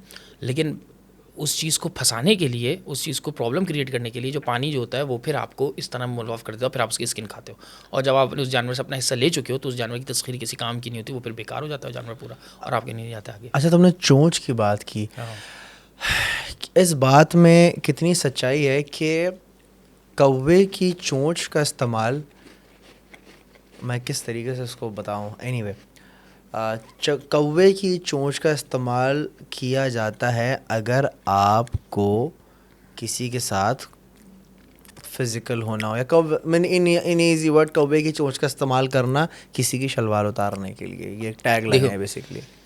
मैंने बताया ना, इनके हर पार्ट्स यूज़ होते हैं, अब वो लिंकअप होते हैं। अब कौवे की चोंच की बात है, जब कौवा चोंच से क्या करता है, चीर फाड़ करता है ना। आप किसी की इज्जत के साथ क्या कर रहे हो, चीर फाड़ कर रहे हो। इनके एक एक पॉइंट्स यूज़ होते हैं, वो हम यूज़ करते हैं। देखो मैंने आपको क्या बोली, आप जिस चीज़ से मांगोगे वो चीज़ आपको मिलेगी। अगर मैं आज एक काली बिल्ली से मांगने लग जाऊँ, वो देगी मुझे, वो नहीं देती, देता तो अल्लाह ही है बेशक, लेकिन मेरा ईमान तो ये हो गया ना, यहाँ से मिल रहा है। कोई जैसे हमारे एक साहब हैं, वो हर जब भी ट्रैवल करते हैं वो सदका देते हैं बकरों का, उनका ईमान है वो सही सलामत इसलिए वापस आ जाते हैं क्योंकि वो सदका दे के निकलते हैं, और वो सदके में बकरे ज़िबा करते हैं, और बकरे ज़िबा नहीं करने चाहिए सदके में नॉर्मली, ये बुरी बात है, नहीं करना चाहिए। और वो जो हम बकरे सदके की ज़िबा करते हो तो छोटे छोटे बच्चे ज़िबा कर देते हैं, वो तो किसी काम के नहीं होते, तो ये गलत काम है। लेकिन लोग कर, अब उनका ईमान क्या है, क्योंकि वो सफ़र से इसलिए सही सलामत वापस आते हैं, क्योंकि उन्होंने बकरे सदके में ज़िबा किया होता है। तो ऐसी रैंडमली ये नॉर्मल है, आप कुछ भी किसी चीज़ से मांगोगे, इसी तरह जादू के अंदर भी है, आप किसी भी चीज़ से जादू मतलब जैसे ये भी होता है कि फॉर एग्जांपल लोग घर में गिदड़ सिंगी जो रखते हैं, तो गिदड़ सिंगी ओरिजिनल में तो कुछ भी नहीं होता ना। तो गिदड़ सिंगी, दोबारा ऑन ने भी आगे क्लियर किया था, गिदड़ सिंगी क्या होता है। लोग, मैंने बहुत सारे लोग देखे हैं कि जानने वाले बोलते हैं यार गिदड़ सिंगी अगर मिल जाए ना, जैसे कुछ लोग होते हैं यार फलाने के पास गिदड़ सिंगी है ओरिजिनल, और उनके तो बेड़ा पार हो गया, उनके पास तो इतनी प्रॉपर्टियाँ आ गई, इतना सेट हो गया घर, पैसे आ गए। ये क्या सीन होता है गिदड़ सिंगी का? ये भी फेक ईमान? ये क्या? हाँ, सब फेक है। पहली बात ये, एक बात याद रखना, मैं एक एनिमल सर्कल के हवाले से एक बात करता हूँ। पाकिस्तान बना भी नहीं था, एक अंग्रेज़ आया, गोरा आया, वो पाकिस्तान के सारे एनिमल्स के नाम एक बुक पे लिख के चला गया। ओके, ठीक है, कब? जब पाकिस्तान बना नहीं था। सही, ठीक है, बर्ड्स ऑफ पाकिस्तान की बुक है, मैमल्स ऑफ पाकिस्तान की बुक है, वो लिख के चला गया ना। तो गोरा हमसे रिसर्च में ना 800 साल आगे है। ट्रू। ठीक है, मैं एक बात नॉर्मली बोलता हूँ कि खुदा रसूल के बाद ना मेरा ईमान तो गोरों पर है। हाँ, अल्लाह अकबर। लिटरली बता रहा हूँ ना, उनकी वजह क्या, उस सही काम में उनके। देखो, गोरा अगर कहता है कि दूध पीने से ये होता है तो होता है, क्योंकि उसकी रिसर्च है। अगर वो ये बोले कि हाँ शराब पीने से होता है, नहीं, वो मेरे इस्लाम से कॉन्फ्लिक्ट कर रहा है, तो मैं मान जाऊँगा। लेकिन उसका जो रिसर्च वर्क है वो आपसे बहुत एडवांस है। अगर गीदड़ सिंगी में कोई काम होता तो उस वक्त गोरों के पास होती, बस। और गिदड़ सिंगी होती क्या है? नॉर्मली क्या होता है, गीदड़ सिंगी कुछ नहीं होती, एक और सिंदूर खाती है। हाँ, सिंदूर में रहती है ना वो। एक नॉर्मली देखो, असल में क्या है, बाल हो गए, नाखून हो गए, इनमें कुछ टाइम तक ताकत होती है, बढ़ते रहते हैं। अगर तो अपना बाल काट के कहीं रख दो हिफाजत से, वो थोड़े टाइम तक बड़ा होगा, उसमें रुक नहीं जाता, वो थोड़े टाइम तक बड़ा होता है। नाखून भी इसी टाइम, क्योंकि डेड सेल है ना, नाखून भी डेड सेल है, वो थोड़े टाइम तक उसके अंदर आती है, वो थोड़े दिन तक बड़ी हो जाती है, उससे कोई फ़र्क नहीं पड़ता। नॉर्मली क्या होता है, इसमें गीदड़ सिंगी की दो रियल में ये होता है कि गीदड़ जब एक दूसरे को काटते हैं या लड़ते भिड़ते हैं तो दिमाग में कोई सुराख हो जाता है, दिमाग में उनका एक ज़ख़म हो जाता है। सही। वो ज़ख़म जो हील अप होता है तो वो एक ऊपर थोड़ा सा उसका गोश्त ऊपर से आ जाता है। स्कल है ना, स्कल के आसपास कहीं सुराख हो जाए, उनका दांत एक दूसरे में लग जाए तो वो हील अप होता है, तो वहाँ पे वो एक खला, हड्डी की तो खला रहती है, गोश्त वहाँ से ऊपर से ऊपर रहता है। आपने काफ़ी लोग देखे होंगे, हमारे एक एक्टर भी हैं जिन्होंने हेयर ट्रांसप्लांट कराया था, उनके ऊपर से साजिद हसन जी वो हो गया था, उनकी स्कल बाकी थी पर गोश्त कैसा हो जाता है, तो वहाँ आपके सर के ऊपर जिसको भी चोट लगती है उसका गोश्त नीचे से ऊपर आने लगता है, बढ़ता रहता है। तो गीदड़ सिंगी में यही होता है, पहला। दूसरा, कभी कभार गीदड़ों के सर में ट्यूमर हो जाता है, और जहरीली चीज़ खा ली, कोई चीज़ खा ला, उनके घर में उनके सर के ऊपर ट्यूमर हो जाता है और वहीं स्कल के बीच में से एक दाना बाहर निकल आता है। और नॉर्मली ये नॉर्मली जो होता है वो आपस में एक दूसरे की मेटिंग बाइट से होता है। नॉर्मली जो होता है वो दाना बाहर रहता है। पुराने ज़माने में जब लोग मरते थे वो निकाल के लेकर आ जाते थे, जैसे सांप का मन का मशहूर हो गया, इसी तरह कुछ एनिमल्स में, एक्जॉटिक एनिमल्स की चीज़ें ये मशहूर हो जाती हैं और वो फिर आगे कंटिन्यू रहती हैं। तो इसी तरह ये गीदड़ सिंगी मशहूर हो गई, किसी ने अपने पास रख ली होगी, उसने उसके बाद जब से आई होगी तो वो पुराने ज़माने का आदमियों को बोलता होगा, देखो जब से मेरे पास ये आई है मेरी किस्मत लग गई। अब मैं इसी हवाले से एक बात करता हूँ, बड़ी मज़े की, मेरा ईमान ख़राब हो गया मतलब इस बात में ना। अच्छा, नॉर्मली क्या है, मैं एनिमल्स की फ़ाइटिंग के ख़िलाफ़ हूँ, मैं नहीं करता, लेकिन एक चीज़ होती है कि तुम्हारे पास थॉरोब्रेड घोड़ा आ गया, जब तक तुम उसको दौड़ाओगे नहीं तुम्हें क्या पता चलेगा आगे, तुम्हें नस्ल बनानी है, नस्ल रखनी है आगे। हाँ, हॉर्स रेसिंग जो अनएथिकल होती है मैं उनके खिलाफ हूँ, घोड़े को फ्री स्पीड पे दौड़ना चाहिए, वो दौड़े, पर जो हम गलत करते हैं, इसी तरह हर चीज़ की एक पैमाना होता है नापने का, नस्ल का पैमाना होता है। इसी तरह मेरे पास एक कीपर आया, वो क्रिश्चियन से था और उसके पास क्या नाम है, वो मुर्गे लड़ाता था। ठीक है। अच्छा, आप अगर मुर्गे लड़ाने, कुत्ते लड़ाने वालों को डायरेक्ट बोलो यार नहीं लड़ाया करो, वो आपसे कट जाएगा, वो आपसे बात नहीं करेगा, वो चला जाएगा। अब वो मुझसे मुर्गे लड़ाता था और उसका भाई भी लड़ाता था, वो भी लड़ाता था, and they are too good in लड़ाने में, मतलब अच्छा लिमिट क्रॉस थी। अच्छा, मैंने एक दो दफ़ा उनके मुर्गे देखे, मुर्गे कोई ख़ास नहीं थे, मुर्गे टके के ख़ास नहीं। मैंने बोला यार ये इन मुर्गों को कैसे लड़ा लेते हैं, पर वो बताया कि भाई इतनी आज इतना जीता, आज इतना जीता, आज उतना जीता। और मैंने कहा अच्छा भाई जीतते रहते हो तुम। फिर पता चला कि भाई उनका एक जानने वाला एक है, वो एक वर्दी पहनता है और वो उनका टीचर है और उसने इन लोगों को लड़ाना सिखाया। सही। मैंने बोला मिलवाओ कभी, तो उसने मिलवा दिया उनसे। अब वो उस बंदे की समझ बिल्कुल अलग, वो बिल्कुल आउट ऑफ, वो न्यू मॉडर्न स्टाइल का बंदा, और वो टेक्निकली एनिमल अब्यूज़ के अंदर इसके अंदर इन्वॉल्व। तो मैंने उसको समझाया, कहने लगा यार बस कभी कभार शौक करता हूँ मैं, और उसका वडेरों वाला शौक था। अब दो एक बार क्या हुआ, उसने क्या किया, इसमें एक होती है मरसट, मतलब आप अपना एनिमल लेकर आओगे, मैं अपना एनिमल लेकर आऊँगा। अच्छा, ये लोग अपने एरिया में बदनाम हो गए थे, कोई इनसे लड़ाता नहीं था। इसने मुझसे बोला मेरे भाई के बाद गीदड़ सिंगी है, हम इसलिए मुर्गे जीतते हैं। अच्छा, हाँ, इसे बोला हमारा गीदड़ सिंगी, हम मुर्गे इसलिए जीतते हैं। एक दिन इनका मुर्गा हार गया। अच्छा, हार क्यों गया, वो भी एक रीज़न था, सॉलिड रीज़न था उसका, उससे मुर्गा हार गया। और ये बोला देखो उस दिन मेरा भाई जो वो गीदड़ सिंगी नहीं लेके गया। मैंने उस वक्त इसको चोट करी, मैंने कहा तो दिमाग सही है, ये क्या तुम गीदड़ सिंगी के पीछे पड़ते हो। लेकिन यहाँ कॉन्फ्लिक्ट क्या, क्योंकि वो क्रिश्चियन था तो मैं उसको इस्लामी पॉइंट ऑफ व्यू से तो बोल नहीं सकता था। खैर मैंने उसको बोला, मैंने कहा कुछ भी नहीं होता, तुम लोग अच्छे लड़ाते हो, तुम लोग मुर्गों की पहचान है, ये वो करके तुम्हारा टैलेंट है तुम्हारा वो। अच्छा, मैं यही रखूँगा कि वो ये करता था और उसकी सोच ये थी कि ये लड़ता था। जबकि अब दूसरी बात, अब क्या हुआ, मरसट में क्या होता है, आप अपना मुर्गा लेकर आए, मैं अपना मुर्गा लेकर आया। अब भीड़ में, इनकी भीड़ के अंदर चिक लगती है, आवाज़ है, जब हम दो मुर्गे लड़ाते हैं, हम तो नहीं, मैं नहीं लड़ाता, लेकिन जनरली बोल रहा हूँ, जब मुर्गे लड़ाए जाते हैं तो आवाम बैटिंग करती है, जो नॉर्मली हमारी फाइट के अंदर भी बैटिंग होती है, वही बैटिंग लगती है, किसी एक मुर्गे के ऊपर बैटिंग लगना स्टार्ट हो जाती है। सही। जब कोई नामवर खिलाड़ी अंदर दाखिल होता है तो उसका नाम पहले ही से मजमे में ऑन हो जाता है। हाँ। इनका क्या हुआ, ये लोग एंटर हुए, ये एंटर थे तो पूरे मजमे के लोग इनके मुर्गों के ऊपर पैसे लगाने लग गए। तो अपोजिट पार्टी में कोई लोकल का, लोअर क्लास का कोई बहुत अच्छा उस्ताद था, उसने मजमे को भांप लिया कि मेरा मुर्गा इनसे हार जाएगा, जबकि देखने में उसका मुर्गा लाख अच्छा था, इनका मुर्गा कुछ भी नहीं था। सही है। कुछ भी नहीं था उस मुर्गे के आगे, अगर आप पॉइंट वाइज और नस्ल वाइज। सही है। उसने क्या किया, इन्होंने, वो घबराने लगा अब, क्योंकि बाजी हो गई थी, मतलब तय हो गई थी रेट के, इतने रेट में हम लड़ा रहे हैं, तो अब वो पीछे हटने लगा। अच्छा, ये भी दोनों भाई बला के साइकोलॉजी पढ़ने वाले लड़के हैं, कहने को स्लम एरिया के हैं, लेकिन they are like out class. ठीक है। ये पहचान गए। इसने बोला ऐसा करो, अपना मुर्गा मुझे दे दो, तुम हमारा मुर्गा ले लो। मतलब मैं अपना मुर्गा लेकर आया, अपना मुर्गा लेकर आया। जब मैंने देखा आप भाग रहे हो, मैंने बोला अपना मुर्गा मुझे दे दो, मेरा मुर्गा आप ले लो। ऐसे कर लो। ऐसे कर लेंगे। ठीक है। अब जब इसने ये बात बोली ना, मैं इन लोगों की शक्ल देख रहा हूँ, इतना कॉन्फिडेंस। मैं, अरे कॉन्फिडेंस मतलब वो तो कुछ चिड़िया का नाम है तो जानते भी नहीं, मतलब मैं इन लोगों की शक्ल देखो, ये क्या कर रहे हैं, जबकि मुझे दिख रहा है। मैंने बोला यार ये तो अजीब क्या गेम गेम है। खेल रहे हैं? मैंने कहा चलो, अच्छा मैं इसको बोलूँ भाई तुम्हारा मुर्गा किसी काम का नहीं है, तो कह रहा है मरसट करते हैं ना। अच्छा, मुझे ये था कि मुझे ये हुआ कि हो सकता है उस मुर्गे में वो मैं चीज़ ना देख रहा हूँ जो लड़ाने के लिए ये लोग देख रहे हैं। हो सकता है मैं ब्रीडर क्वालिटी देख रहा हूँ, हो सकता है मैं नस्ल देख रहा हूँ, ये उसकी तेज़ी और सयान देख रहे हैं। वो मान गया। उसने बोला अच्छा, बड़ी उम्र के दोनों आदमी थे, वो तीन थे एक्चुअली, वो मान गए कि हाँ ठीक है, मुर्गा मरसट हो गया। इन्होंने, अच्छा मुर्गों में एक आर्टिफिशियली कांटे चढ़ाए जाते हैं दूसरे मुर्गों के पैरों में, उनके ब्लेड्स लगते हैं। हाँ, ब्लेड्स नहीं लगाते हैं हम, कांटे चढ़ाते हैं ये लोग। ब्लेड्स थाईलैंड वगैरह में चढ़ते हैं। इन्होंने कांटे चढ़ाए, कांटे चढ़ाने के बाद मुर्गे को छोड़ा और मुश्किल से मुश्किल मिनट के अंदर, मिनट भी नहीं हुआ था, पहला पानी भी नहीं हुआ, इनका मुर्गा जीत गया। मतलब इन्होंने जो मुर्गा लिया था उस बंदे का, उस मुर्गा वो जीतना था उसका, क्योंकि वो सही मुर्गा था, वो जीत गया। एंड मैं हैरान। अच्छा, जब इसमें 1 मिनट होता है पानी होने के लिए, तो पानी होना, तो इसका जो भाई था ना वो परेशान होने लगा कि यार उससे पहले कुछ हो जाए, उससे पहले मतलब पानी से पहले किसी तरह जल्दी से पानी हो जाए, मुर्गा उठाऊँ। मुर्गा इनका जीत गया, खुशी खुशी। अब इसने उठा, मुर्गा उठाने के बाद उसका कुछ नहीं किया, उसके कांटे खोले, कांटे खोले और आ गया। अब मैं देखता रहा। अच्छा, इसके कांटे बांधने में, जब कांटे चढ़ाने में मुझे थोड़ा सा फील हुआ कि ये कुछ गड़बड़ है, नॉर्मल इस तरह नहीं चढ़ाते ये जिस तरह चढ़ा रहा है, लेकिन उसने चढ़ा लिए थे।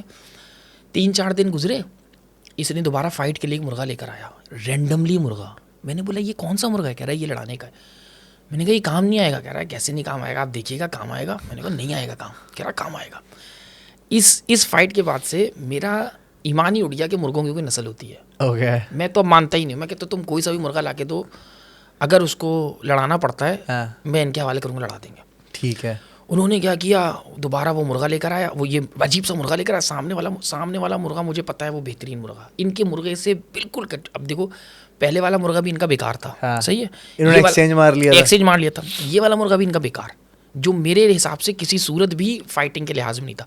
फर्ज कर लो इन्होंने अगर मुझे मुर्गे दिखाए हों फाइटिंग वाले 10 मुर्गे, 10 मुर्गों में से सिर्फ मैंने 3 मुर्गे पास किए होंगे, बाकी 7 मुर्गे मैंने टर्रे करार दिए। मैंने बोला ये लड़ भी नहीं सकते, फेल है ये। लेकिन इनका था, इनकी ये लड़ा रहे थे, जीत रहे थे ये लोग। अच्छा, फिर अब वो जो मुर्गा है, अब मैंने उसको बोला यार ये बेकार मुर्गा नहीं करेगा फाइट। कह रहा है भाई देखना आप देखना। अब ये लोग सामने नहीं आए, इन्होंने एक बच्चे के हवाले किया। अच्छा, वहाँ पे सब मजमे में सारे लोग इसको जानते थे। चाहिए अपने इलाके से बहुत दूर, पिछली लड़ाई इन्होंने अपने इलाके के पास की थी, बहुत दूर कर रहे थे। तो अब मजमे में लोग इनको पहचानते थे, तो ये लोग छुपे हुए एक बच्चे को आगे किया हुआ कि तुम कराओ। जोड़ हो गया, बात तय हो गई। अब जब मुर्गा उतारने लगे तो ये पीछे से इसका भाई आया, उसने आके जो कांटे चढ़ाए। अब जब मैं देख रहा हूँ कांटे चढ़ाना, इसने कांटे चढ़ाया, मुर्गा छोड़ा, इसके मुर्गे ने दूसरे वाले मुर्गे को मार दिया पहले पानी के अंदर ही। अब वहाँ मुझे पता चला सिर्फ कांटे चढ़ाने का गेम होता है, मुर्गा कुछ भी नहीं होता। इनको आप मुर्गी दे दो, इस मुर्गी से मुर्गा मार देंगे। और ये तरीका इनको उस वर्दी वाले ने सिखाया था। ओके। इस दिन के बाद से मैं ये मानना भूल गया कि ये होता है। अब उसके बाद से आज तक ये गीदड़ सिंगी नहीं लेकर आए थे, लेकिन इनके मुर्गे जीत रहे थे। क्यों? अच्छा। इनको कांटे चढ़ा। अच्छा, मैंने इनको ये बात बोली तो कहने लगे हमें तो लाला ने सिखाई ये बात और उससे सीखते हैं। मैंने बोला तभी, और बहुत बड़े नामवर लोगों पे नहीं आती। पॉइंट मेरा बताने का ये था इस पूरे में, पहले ये सोचते थे हम गीदड़ सिंगी से कर रहे हैं, स्टिल अभी भी इनका यही है। हाँ। अच्छा, वो गीदड़ सिंगी इनकी जेब कटने में निकल गई थी। एक दिन ये ऐसी भीड़ में यहीं मजमे में थे काट लगे ली हुए, किसी ने उनकी वो गीदड़ सिंगी निकाल दी थी। हाँ। तो पॉइंट उस गीदड़ सिंगी का ही है। अभी तो बकरे की दुम की गीदड़ सिंगी बनी होती है, रैंडमली बाहर सारे बालों का एल्फी लगा लो, होता है ना वो नॉर्मली उसके अंदर वो होता है। और जो खाल वाली जगह होती है ऐसी बात तो सब बाल ग्रो होते लगते हैं, तो लोगों को लगता है कि यार देखो मतलब एक बाल है, बाल के नीचे तुम थोड़ा सा गोश्त छोड़ दो तो उस गोश्त से थोड़ा सा न्यूट्रिशन वो लेता रहता है बाल, और थोड़े अरसे तक बड़ा होता है। तो लोगों को लगता है एक गिदड़ सिंगी से 2 गिदड़ सिंगी हो गई, उसने बच्चे दे दिए, या फॉल ऑफ हो जाती है कभी स्किन बीच में कट के, उसको सिंदूर में रखते हैं। और सिंदूर जो होता है वो रेड ऑक्साइड होता है, वो एंटीसेप्टिक भी होता है, वो जहरीला भी होता है, जहर होता है, लेकिन वो एंटीसेप्टिक भी होता है। और क्या नाम है, वो जरासीम को लगने भी नहीं देता, क्योंकि ऑब्वियसली वो जहरीले का काम करता है, तो इसलिए वो आपका गोश्त को काफ़ी अरसे तक वो अलाइव रखता है, वो ख़राब नहीं होने देता। ये अच्छा, मुझे इससे थोड़ा हम आगे चलते हैं। मुझे एक बात बताओ, हम जब डिस्कस कर रहे थे इस वक्त, तो शादी की रात को दुल्हन के कपड़े क्यों चेंज करवा दिए जाते हैं, क्यों उतरवा देते हैं? अच्छा, जो लाल जोड़ा होता है वो क्या सीन है? वो भी एक पोस्ट आई थी ना, उसमें मैंने बताया भी था, आमिर भाई की पोस्ट थी वो। इसे क्या सीन था? अच्छा देखो, पहली बात ये ना रेड फ्लैग है। मैंने जैसे बताया कि हर चीज़ से होता क्या, जरा शुरू से बताओ। पहले क्या होता है कि जैसी लड़की शादी होकर बारात के बाद अपने घर पे आती है, तो उसकी सास या कोई भी एक लेडी, मैं ब्लेम नहीं कर रहा किसी को, वो जल्द से जल्द ना लड़की का कपड़ा जान से उतरवाते हैं। कुछ लोग तो कैंची से काट के उतरवा देते हैं, और फिर नेक्स्ट डे सुबह के भी कपड़े जो रात में उसने कपड़े गुजारे, रात में जो कपड़े उसने गुजारे होते हैं वो कपड़े फ़ौरन सुबह उतरवा लेते हैं, और बेडशीट ले लेते हैं फ़ौरन, जो बिस्तर की चादर होती है। ओके। तो मैं यहाँ ये सबको ये बताना पाऊँगा कि अगर कोई भी लड़की के साथ पहली रात में ज़बरदस्ती या इनडायरेक्टली हल्का सा भी प्रेशराइज किया जा रहा है कपड़े उतारने में, कपड़े चेंज करो, कपड़े चेंज करो, फ़ौरन अपने अम्मा अब्बा और शौहर और सबको बता दो। क्यों? डाइन का नाम सुना है? डाइन, हाँ। ये वो काम करवा रही होती है। मतलब मतलब जो भी तुमसे बोल रहा है ना, वो जादू टोना कर रहा है, और वो तुम्हें अपने असार में लेना चाहता है और तावीज़ गंडे करना चाहता है। उन तावीज़ों में असर है नहीं है, इट डजंट मैटर, पर ये रेड फ्लैग है। कभी भी कोई भी औरत, वैसे तो अक्सर सास और नंदे करती हैं काम, मैं दुश्मनी नहीं कर रहा, लेकिन हकीकत यही है। तो आप सबसे पहले शोर मचा दो, सबको बता दो, और अपने कपड़े, शादी रात के कपड़े, शादी वाले कपड़े कभी किसी को नहीं देना, या शादी वाली बेडशीट कभी भी नहीं देना। अगर आपसे चल ठीक है, आपने रेंट पे लिया हुआ है, आप रेंट पे लेकर आए, अगर लेट सपोज आप रेंट पे लेकर भी आ रहे हो, तो उसको लाने के बाद, जब लाओ, लेने से पहले, पहनने से पहले उसको नमक के पानी में भिगो देना चाहिए। और अगर हो सके तो कलर ख़राब हो जाता है कुछ का, लेकिन फिर भी मैं बोलूँ कि 5 लीटर की बाल्टी के अंदर आधा ढक्कन सिरका और नमक डाल के फिर कपड़े भिगो के फिर यूज़ करो। और अगर अपने कपड़े उतार के दे भी रहे हो, अगर वो रेंट के नहीं है तो देने की ज़रूरत ही नहीं है। हाँ, दोस्त यार ने मांगने के लिए लिए हूँ तो नहीं देने नहीं चाहिए, लेकिन अगर फिर भी कोई मांग रहा है, तुम देना चाह रहे हो, दो, ड्राई क्लीन करवा दो उसको। नहीं, नमक के पानी में हर हाल में, और इस नीयत से भिगो कि तुम अपनी इसको साफ़ कर रहे हो, इसको धो रहे हो, पाक कर रहे हो, फिर उसको पाक करके फिर दे दो। धोना और पाक करके धोने में फ़र्क होता है, ठीक है ना? तो पाक करके धोने के हवाला दो। लेकिन अगर बिलफर्ज, और जिसके साथ भी हो गया है, हाँ। जिसके साथ भी एक्स में हो गया कि उसके ज़बरदस्ती कपड़े काट के उतारे, वैसे ही उतारे, ले लिए, सुबह की बेडशीट उसकी ले ली, या इट डजंट मैटर कि बेडशीट गंदी हुई है नहीं हुई, रात की बिछी हुई बेडशीट थी और वो सुबह ले ली गई है, इसका मतलब ये है कि वो औरत डाइन थी जिसने तुम्हारे साथ ये काम कर दिया, और उससे बचो। उसके हाथ का खाना पीना तो बिल्कुल ही बंद कर दो। और अगर बिल फर्ज तुम नहीं कर सकते, तुम ऐसे फैमिली, वो कहते हैं ना, जॉइंट फैमिली के अंदर रह रहे हो, तो भाई कुछ अरसे तक अगर वो बंदा या वो बंदी आपको कुछ खिला रही है, तो या वाजिदो पढ़ते हुए खाओ, जब तो हलक से उतर रहा हो तो तुम अंदर से ही वाजिदो पढ़ो। अच्छा। और अपने ऊपर फ़र्ज़ कर लो, मैं तो बोलूँ कि या वाजिदो जब भी उस घर का खाना खा रहे हो, मैं लड़ाने के लिए नहीं बोल रहा, लेकिन अगर आपके साथ ये मामला हुआ है तो बहुत ख़तरनाक हो चुका है आपके ऊपर, और हो सकता है उसको बताने वाला कोई झूठा हो, या ऐसी बात है जो जादू टोना करने वाले लोग होते हैं उनको इतना टाइम तो नहीं होता, हो सकता है उन्होंने ना किया हो, मतलब इस औरत ने तो ले जाके, आप जिसने आपसे कपड़े उतरवा उसने जाके कपड़े उनको दे दिए, पर उसके पास टाइम नहीं हुआ, उसने नहीं किया हो, तो आप खैरियत से हो, अब तक आपके साथ कुछ हुआ नहीं। लेकिन अदरवाइज़ सबसे बड़ा ये रेड फ्लैग है, इसको कभी भी टॉलरेट नहीं करना चाहिए। सारी लड़कियों को मेरा ये कहना है कि भाई जब भी सुनो ऐसा, सबको बता दो, शोर कर दो, वो चीज़ नहीं देनी, जला दो वहीं पे रख कर, लेकिन नहीं जलाना नहीं, मतलब उसको कुछ भी कर दो, नहीं वो ये बहुत बेहतर होगा उससे कि अगर आपने वो चीज़ अपनी दे दी, तो या तो सारी ज़िंदगी के लिए आप गुलामी सर कर लेते हो, या सारी ज़िंदगी के लिए आप वबाल अपने सर ले लेते हो। ये बहुत ख़तरनाक चीज़ होती है। अभी थोड़ी दिन पहले एक पोस्ट भी आई थी, आमिर भाई ने उसमें मुझे टैग किया था शायद आमिर भाई ने, तो मैंने आमिर भाई को पीछे कमेंट किया था कि डाइन है जो किससे कपड़ा मांग रही है, तो कह ले क्या मतलब, मैंने बोला वो जादू टोना करेंगी इसके ऊपर, इनको मना करें कि ये अपनी कोई चीज़ भी ना दें। चाहे कुछ भी हो जाए, ये चीज़ें अपने पास संभाल के नॉर्मली हमारे घर में यार हमारी अम्माओं नानी सबकी पड़ी रही हैं और नस्ल अच्छा, दर नस्ल। जैसे कहते हैं ना कि अपने पुराने कपड़े जो कज़नों में ना दो या उनको अब देखो कज़न्स में ना दो। नहीं, पॉइंट ये है ना कि वैसे तो नॉर्मल दे देने चाहिए, कोई इशू नहीं, लेकिन कोई उसको मिसयूज़ कर रहा है तो फिर। और इधर मामला ये होता है कि जादू टोना वही कर सकता है जिसको आपकी माँ को और आपकी माँ का नाम पता हो। ये हमेशा सिर्फ करीब के लोग ही होते हैं। गैर कभी आपके पास जादू नहीं करता, गैर कभी भी आपसे हसद नहीं करता, अपने ही करते हैं, कभी गैर नहीं करता। तो इसलिए, और वही करता है जिसको माँ का नाम और आपकी माँ का नाम। और ये गैर को तो आपको अपनी मतलब करीबी फर्स्ट कज़न की माँ का नाम पता होगा, उसकी माँ का नाम पता है? नहीं पता। तो ये उन्हीं को पता होता है जो अपने होते हैं। हाँ, अपने ही होते हैं, ज़ाती वो पता करते हैं उस हवाले से, उन्हीं के हवाले से। अच्छा, एक लड़की का किस्सा था, आप मुझे बता रहे थे, उसको सुइयाँ चुभती थी। ये नॉर्मल होता है, ये नॉर्मल होता है कि ये एक आसान, जैसे मैंने बताया ना, एक बच्चों वाले नॉर्मल जादुओं के एक जादू होता है कि एक पुतला बनाया और सुइयाँ झोंकने लगे। पुतलों का तो पता है सुइयाँ चुभने, वो सेम ये सीन होता है। लेकिन अभी बहुत अच्छा एक साइंस ने, मैं साइंस को भी साथ लेके चलता हूँ और इस्लाम को भी लेके चलना पड़ता है बीच में, ताकि आपको क्लियर रहो ना कि यार क्या नहीं।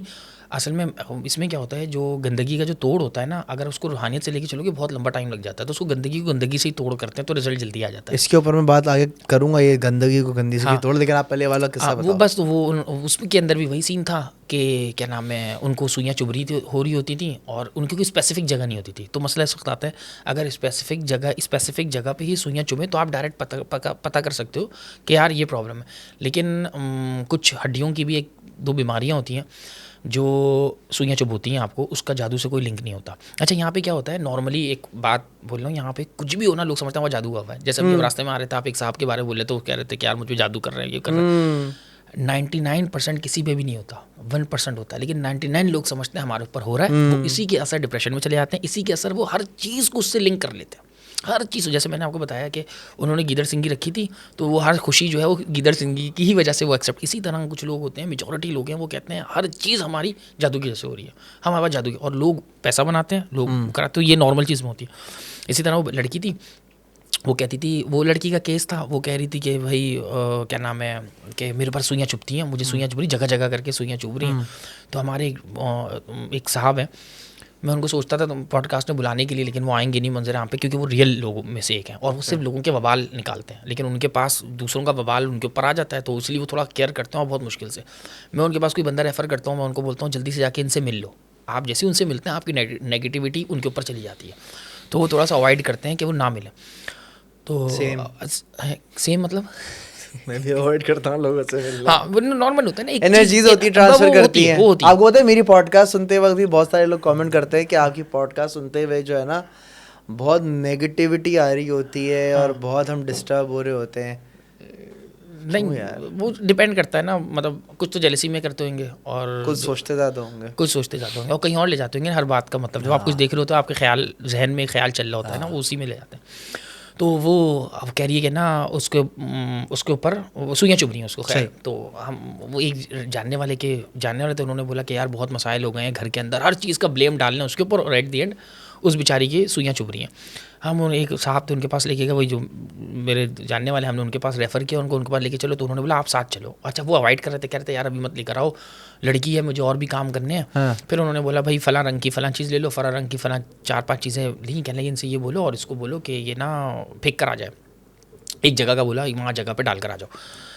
तो अब इन्होंने मुझसे बोला, कह लें यार ये चीज़ें कहाँ मिलेंगी? मैंने कहा मिलेंगी, यही चीज़ है, कर लो। तो कह लगे उनको पैसे दे देते हैं एज़ यूजुअल, शॉर्टकट। मैंने बोला नहीं, आप लें, आपके ज़िम्मे आप लें। उन्होंने सारी चीज़ें खैर जमा करनी बड़ी मुश्किल से हो आ गई। मुश्किल कोई भी नहीं था, बस दूर थोड़ी दो एक जगह जाना था, कुछ उसके अंदर कह लो मसाले जात ऐसे थे जो महंगे मिलते हैं और इतनी ज़्यादा मिकदार में यहाँ बहुत ज़्यादा कॉस्टली होता है।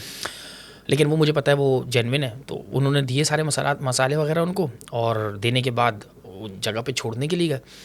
जब छोड़ने के लिए गए और जब क्या नाम है उस लड़की के हाथ से ही छुड़वाना था, जब वो छोड़ने के लिए जा रही तो कह रही है कि मेरी तो टांगें सीधी गई हैं, मैं तो उतर ही नहीं पा रही। इन्होंने बोला नहीं उतरना, मैं भी साथ था लेकिन मैं अपनी बाइक पे था। तो मैंने बोला नहीं उतरो, जाओ और इसको फेंक कराओ, डालो सारा।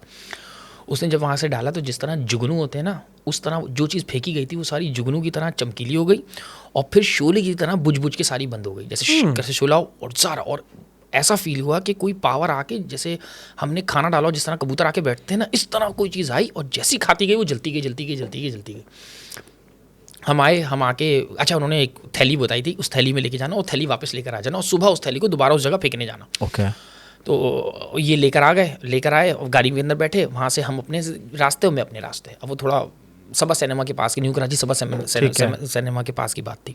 तो मैं वहाँ से अपने घर के लिए आ गया, ये लोग अपने घर चले गए। सुबह इन्होंने वो थैली उठाई, वो थैली उठा के वहाँ जाने लगे, तो जैसे ही गाड़ी से उतरने लगे तो गाड़ी के शीशा चढ़ाए किसी से, वो थैली फट गई। उस थैली के अंदर 4 किलो के करीब कीले थी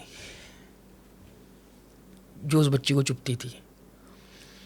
इन्होंने वो थैलियाँ, अच्छा जब थैली फटी नहीं थी तब तक उनको लग रहा था मुश्किल से इस थैली के अंदर 1 पाव का वज़न होगा, कुछ भी वज़न नहीं, 1 पाव का वज़न होगा मैटर। जब वो थैली फटी, वो खर्र करके सारी नीचे गिरी कीलें, तो उनको पता चला भाई तो इतनी सारी कीलें हैं।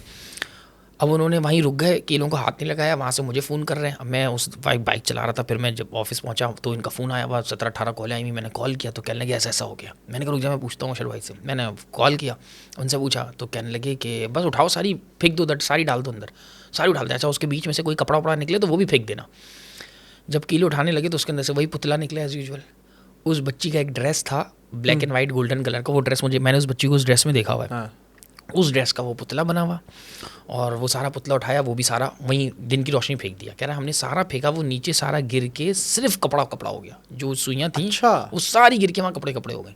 इन्होंने वो सारा फेंका और फेंक के वो वापस आ गए। तो ये भी एक किस्म का जादू होता है, जो ये नॉर्मल होता है, ये बहुत ईजी होता है। नॉर्मल जादू था, नॉर्मल होता है, ये बेसिक होता है, बेसिक में से एक नॉर्मल में से होता है, वो ये जादू होता है। हाँ बस बेसिक और बड़े बहुत हैं, लेकिन ये एक है जो मशहूर हो गए। तो ये गुड्डे बनाने वाला गुड्डा मशहूर हो गया। ये अब इसके अंदर सुइयाँ चुभोने के 3-4 तरीके होते हैं। तो एक तरीका होता है बस आप रेंडमली चुभोते रहो, रेंडमली यानी इसको लंबी तकलीफ में देते रहो। अब माशाल्लाह बच्ची बिल्कुल सही है, अब तो शादी भी हो गई उसकी। तो ये नॉर्मल होता है ये सब। अच्छा सही। लोरालाई का कब्रिस्तान, कब्रिस्तान, वो कब्रिस्तान का वाक़या नहीं है, तो वो कब्रिस्तान नहीं है एक्चुअली। अच्छा अभी हम सिंदूर की बातें कर रहे थे। हाँ सिंदूर। लोरालाई में एक बहुत मशहूर मज़ार है। ठीक है। अच्छा वो मज़ार है हिंदू कम्युनिटी का, वो मज़ार नहीं सॉरी मंदिर है। ठीक है। वो है हिंदू कम्युनिटी का। अब लोरालाई जो जगह है ना, वो इतनी वेल इस्टेब्लिश नहीं है, बहुत पुराने ज़माने के लोग रहते हैं वहाँ, आबादी भी इतनी नहीं है। वो एक्चुअली चटियल मैदान है। सही है। ठीक है, चटानी मैदान है वहाँ पे, और बीच में कुछ नहरें, बहुत खूबसूरत लैंडस्केपिंग है वहाँ पे। वो अभी तक हमने लोगों ने वहाँ पे जाते नहीं है, एक्सप्लोर नहीं किया हुआ। वहाँ पे कैंटोनमेंट है, वो कैंटोनमेंट अपनी फ्लावर शो करता है। वो किसी ज़माने में पूरे पाकिस्तान की सबसे बड़ी फ्लावर शो होता था वहाँ पे। तो मुझे भी यही अपने मिलिट्री लैंड्स की तरफ से ही मेरा वहाँ जाना हुआ था, तो मुझे पता चला। तो एक्चुअली हमारी सज़ा लगी थी कि सज़ा लगी हाँ, थी। मतलब हम ट्रांसफ़र हुए थे थोड़े टाइम पे ना, तो मुझे सज़ा के तौर पे वहाँ भेज दिया गया था। तो वहाँ पे बस आप जहाँ फ्लावर शो होता था वहाँ पे एक चौकी थी, वहाँ पूरा दिन बैठते थे और सज़ा के तौर पे भेजा जाता है वहाँ पे। तो कुछ जगहें जैसे मनोड़ा के अंदर भी सज़ा के तौर पे भेजा जाता है लोगों को, लेकिन मेरी फर्स्ट अपॉइंटमेंट ही वहाँ की थी मनोड़ा की। तो मुझे सज़ा के तौर पे वहाँ भेज दिया गया। अब वो समझ रहे इसको सज़ा मिलेगी, लेकिन मैं तो वाइल्ड एनिमल लवर, मैंने तो बोला भाई यहाँ तो मज़े ही मज़े। सुबह वहाँ बैठ के फिर हम रेंडमली वॉक पे निकल जाते थे। दोपहर में गाड़ी आती थी, वो आपको खाना देती थी, चली जाती थी। शाम में आती थी, वो खाने की प्लेटें लेके आपको दूसरा खाना देती थी, चली जाती थी। रात में आप पीछे जाके सो जाते थे। 2 कमरे का स्कूल था, तो टोटल लाइफ ये थी। तो हमें तो मज़े, वो शहरा था जानवरों के पीछे, अगामा वगैरह, अगामा वगैरह होते थे, लिजर्ड्स वगैरह, उसके पीछे बर्डिंग वगैरह, उसके पीछे हम लग जाते थे। अब वहाँ कब्रिस्तान एक है जिसमें 3 तरह के लोग अपने लोग दफनाते हैं। एक ये बिल्कुल जो बंजारे होते हैं, एक इनका कब्रिस्तान था हिंदू कम्युनिटी का, वो दफनाते थे। एक क्रिश्चियन और हिंदू कम्युनिटी का मिक्स था, वो दफनाते थे। हिंदू अपना निशान लगाते थे, क्रिश्चियन अपना क्रॉस लगाते थे। एक मुसलमानों का कब्रिस्तान था, मुसलमानों को दफनाते थे, चिता जलाते थे, दफनाते थे कोई वो नहीं, दफनाते थे सारे। और एक मुसलमानों का कब्रिस्तान था जिसमें क्या नाम है वो अपने, और मुसलमानों की बहुत कम कब्रें थी, मेजॉरिटी इनकी कब्रें थी। अब उनमें कुछ मुसलमानों की भी कब्रें थी, पर पता ही नहीं था किसी को, तो रैंडमली बस वो एक रोड साइड कब्रिस्तान है, वहाँ लोग हर किसी को दफना देते हैं। अच्छा वहाँ जो कब्रिस्तान है वहाँ पे 3-4 छोटी बिल्डिंग्स बनी हुई हैं, जो किसी ज़माने में 2-3 तो पक्की बहुत पुरानी ज़माने की हैं। अच्छा इसमें क्या होता है, जो आपने अक्सर नॉर्मल देखा होगा मकरी वगैरह में कब्रें बनी होती हैं, उसमें डिज़ाइन बने होते हैं। तो इसमें मेल फीमेल का पता ऐसे चलता है कि जो फीमेल होती है उसके अंदर उन्होंने झुमके बनाए होते हैं, रिंग्स बनाए होते हैं, वो फीमेल की होती है। मेल्स के अंदर उन्होंने ज्योमेट्रिकल डिज़ाइंस बनाए होते हैं। फीमेल का आप इस तरह बता सकते हो कि झुमके के डिज़ाइन होते हैं। अगर आप वो थोड़ा मेहंदी स्टाइल, वो इस तरह, तो इसलिए फ़र्क होता है उसके अंदर। अच्छा कुछ उसके अंदर क्या नाम है, जो हिजड़ों के तौर पे जो लोग होते हैं उनकी भी कब्रें बनी हुई हैं वहाँ पे। तो उसी में एक कब्र बनी हुई है, वो हिजड़े की कब्र बनी हुई है, और उसकी कब्र थोड़ी सी अलग करके बनाई हुई है उन्होंने। और उसके साथ एक बच्चे की बनाई थी जो बॉर्न हुआ और वो जो बच्चा पैदा हुआ था, लेकिन उसके सारे जो सेक्स ऑर्गन्स थे वो कंप्लीट नहीं थे, कॉम्प्लिकेटेड थे, लेकिन वो 2-3 साल तक सर्वाइव किया, उसके बाद वो मर गया। उसकी कब्र थी, तो सिर्फ ये 2 हिजड़ों की कब्र थी, बाकी सारे नॉर्मल लोग थे या होंगे उसके अंदर, अलग 2 से मशहूर अभी भी है वहाँ पे। उसकी कब्र थोड़ी सी ऊंची होकर बनी हुई है। तो यहाँ पे सालाना मंदिर पे इनका एक मेला लगता है और लोग आते हैं बहुत सारे। तो उसमें जो आपकी जो हिजड़े कम्युनिटी के कुछ लोग आते हैं, वो आके उसकी कब्र के ऊपर भी जाके अपना दिया वगैरह जलाते हैं और सिंदूर का उसमें बारिश करते हैं, उसके ऊपर बारिश करते हैं, वो उछालते हैं सिंदूर, उसके ऊपर उछालते हैं। तो हम जब गए, मैं जब वहाँ पे था तो वहाँ पे उसका आने लगा, तो इन्होंने बोला भाई यहाँ सिंदूर, अच्छा उस जो मंदिर है वो मंदिर के अंदर भी बहुत सारी शैतानियत है। शैतानियत इन सेंस मतलब ताकतें हैं वहाँ पे भी, रूह और जिन वगैरह वहाँ पे एक्स्ट्रॉर्डनरी किस्म से बैठे होते हैं। क्यों? लोग वहाँ पे बजाते खुद हड्डियाँ ला के छोड़ के जाते हैं और सिंदूर वहाँ खूब पड़ा हुआ होता है। वहाँ सिंदूर इतना है कि तुम ड्रम भर के उठा के लेकर आ जाओ। लोगों ने, गरीब लोग हैं लेकिन वहाँ ला के सिंदूर का चढ़ावा चढ़ते हैं। इवन तुम्हें सांस लेने में प्रॉब्लम होगी, वहाँ इतना सादा सिंदूर उड़ भी रहा होता है। अच्छा, मंदिर के अंदर वो पड़ा हुआ, भरा हुआ है, इसके अंदर पड़ा हुआ है। तो वो लोग वहीं से वहाँ वो निकालते हैं सिंदूर वगैरह लाके, और वो खुद अपने भी लेकर आते हैं और आके वो हिजड़ा वाली कब्र पे चढ़ाते हैं। तो मेरा एक वहाँ पे हमारा प्यून था नाइम कासिद, वो थोड़ा मौलाई टाइप का आदमी था। तो उसने मुझसे बोला, कहने लगा आप यहाँ जाते हैं, चाहे वो जब भी गुजरे ना तो वो सलाम करता था वहाँ से गुजरते हुए। तो मैंने एक दफ़ा उसको टोक दिया, मैंने बोला यार दुआ पढ़ लो, तुम यहाँ से गुजरते हो, तुम क्या सलाम ठोकते रहते हो। तो कहने लगा हमें तो पढ़नी नहीं आती, आप पढ़ा बता दें। तो मैंने उसको 2-3 दफ़ा पढ़ा, कहने लगा इतनी बड़ी कहाँ पढ़ूंगा मैं, सलाम करना मस्त है लेकिन दुआ पढ़ना और याद करना उनको गवारा नहीं था। मैंने कहा अच्छा। तो कहने लगा कि मैं आपको लेके चलता हूँ, इतने दिन हो गए यहाँ पे आके लोग हाजिर थे, मुश्किलें आसान हो जाती हैं इसके पास। तो कहने लगा क्यों? कहने लगा ये ना क्या नाम है, अल्लाह का तीसरी मखलूक है और ये दोनों जहानों के बीच का आपका वसीला बनेगा इसके पास। मैंने कहा तुम्हारा वसीला बन गया? तो खैर मेरी उससे थोड़ी बात हुई। कहने लगा नहीं आप चलें। तो वो मुझे लेके गया फर्स्ट टाइम, मैं उसकी कब्र देखने, कब्र दिया तो उसमें सिंदूर के ना कबाब बने हुए, मतलब गीला सिंदूर करके गोल गोल करके कबाब। वो एक सिंदूर का जो एक कबाब था उसकी प्राइस होती, मतलब इतना सिंदूर जमा करना ही कोई सस्ता काम नहीं था, महंगा होता है। उन्होंने उसके कबाब 8-9 कबाब बनाए हुए और सिंदूर की रोटियां बनी हुई और सिंदूर की सलाद टाइप की चीज़ें बनी हुई, मतलब बगैर आर्टिस्ट्री के तौर पे, मतलब एक प्लेट बनी हुई सिंदूर की, उसके ऊपर टमाटर और खीरे कटे हुए रखे हुए, जो तुम मतलब पहचान जाओ कि ये टमाटर है, ये खीरा रखा हुआ है, प्याज रखी हुई है, लेकिन सिंदूर से बने, सिंदूर का सारा सिंदूर का बना हुआ। उसकी बड़ा अभी भी रखा होता है वहाँ पे, नॉर्मली रखा होता है। तो मैं वहाँ चला गया, तो जैसे ही उसे देखा तो मैंने एक रैंडमली एक कबाब उठाया। ये कहना नहीं आप नहीं छुए, ये इसका खाना है, ये खाएगी, देखें एक का। अब एक मतलब जैसे एज पे तुम एक कबाब रख दो, गीला कबाब, तो उसका एक एज टूट के नीचे गिर जाएगा, जो सामान एज पे रखा होगा वो साबुत होगा। सेम ऐसे ही उसने किसी ने गीला कबाब ला के रखा होगा, उसका वो नीचे गिर गया। अब उसके ये लोग उड़ाते हैं उधर सिंदूर, नीचे भी सिंदूर ही सिंदूर, मतलब तुम्हारे समझो 2 पॉइंट तक, सिरिंज की 2 पॉइंट तक इतना सिंदूर नीचे पड़ा हुआ कि जब पाँव रख दो भग करके उड़ रही है, धूल उठ रही है, इतना सिंदूर वहाँ पड़ा हुआ। तो ये कह रहा है ये आपने उठा लिया इसका सिंदूर? मैंने कहा मैं तो खा भी लूँगा। कह रहा नहीं मुझे तो पता था जहर है। वो क्या लगा नहीं इसको नहीं खाइएगा, ये इसके लिए, आप कैसे खाएंगे? मैंने कहा ये कब आके खाता है? कहता है ये रात में आके खाता है। तो मैंने कहा कल रात में जो रखा था कुछ बचाया? उसने कह रहा नहीं ये सब खा जाता है। मैंने कुछ नहीं छोड़ता। कह रहा नहीं फिर हम रोज़ सुबह ला के रखते हैं। मैंने कहा तुमने कभी रखा? कह रहा नहीं मैंने तो नहीं रखा, मैं तो उसको बोलता हूँ मुझे इतना दे दे तो मैं रखने लग जाऊँगा, मेरे पास तो पैसा ही नहीं है। अब वो मवाली था, वो क्या मेरे पास तो होते ही नहीं। मैंने कहा अच्छा। मैंने कहा कितने कबाब रखे में से? तो हमने काउंट किए 13-14 कबाब थे, 2-3 प्लेटें थी, उनमें रोटी वोटी पड़ी हुई थी, एक में बिरयानी भी पड़ी, मेरा चावल की तरह पाइला हुआ था, उसके अंदर बोटियाँ टाइप की भी थी। सिर्फ सिंदूर भाई, टोटली सिंदूर। इंटरेस्टिंग। अच्छा मैंने काउंट वाउंट किया। अच्छा मैं सोचा था एक कबाब ले लूँ, उठा लूँ वहाँ से ना। अब मैंने देखा, हमने इसने बोला चलें, आपने उठा लिया, आपने बेहुरमती कर दी, इससे माफ़ी मांगे, ये करें वो करें। मैंने कहा भाई मेरा इसका मामला, तुम बीच में क्यों पढ़ रहे हो? कह रहा नहीं मैं लेकर आया हूँ, ये मुझसे नाराज़ होगा। मैंने कहा तुम्हें नाराज़ हो मेरे पास ले आना। कह रहा नहीं हमें आना पड़ेगा यहाँ पे, ये थोड़ी आएगा आपके पास। मैंने कहा लो, ये कहने लगा नहीं हमने गद्दा इसके साथ वो की है, इसको आपका आना पड़ेगा। मैंने कहा छोड़ो, मैं वापस आ गया। मैं ऑफिस आया तो मेरा एक दोस्त है, हम इस हंट पे जाते रहते हैं ना, तो मैंने वासिक को फ़ोन किया। मैंने वासिक को बोला, मैंने कहा वासिक यहाँ पे एक चीज़ मिली है, आजा रात में करने को, मैं नेक्स्ट टाइम जब आऊँगा तुम मेरे साथ आना 3-4 दिन के लिए, हम यहाँ आके एंजॉय करेंगे। कहने लगा कि हाँ ठीक है हम आएंगे। तो वासिक से सब्र नहीं हुआ, 3 से 4 दिन मुझे फ़ोन करने लगा। कहने लगा यार मैं छुट्टियाँ उन दिनों क्या नाम है 14 अगस्त और क्या नाम है ईद, 14 अगस्त और ईद, हाँ 14 अगस्त और ईद साथ पड़ी थी। और फिर ईद और 14 अगस्त साथ पड़ी, उसके साथ फिर 2 हड़तालें आ गई। तो ये 5-6 दिन हो गए थे। 5-6 दिन हुए, अच्छा हड़तालें उस टाइम आई, उस टाइम हड़तालें नहीं पड़ी थी, पर 3-4 दिन थे। वासिक ने बोला मैं आ रहा हूँ, मैंने कहा आ जाओ। वासिक आया, वासिक अपने साथ एक और एक दोस्त को लेकर आया। वो साहब हाफिज़ थे, आलिम थे, मदरसे के तारुन, वो आ गए।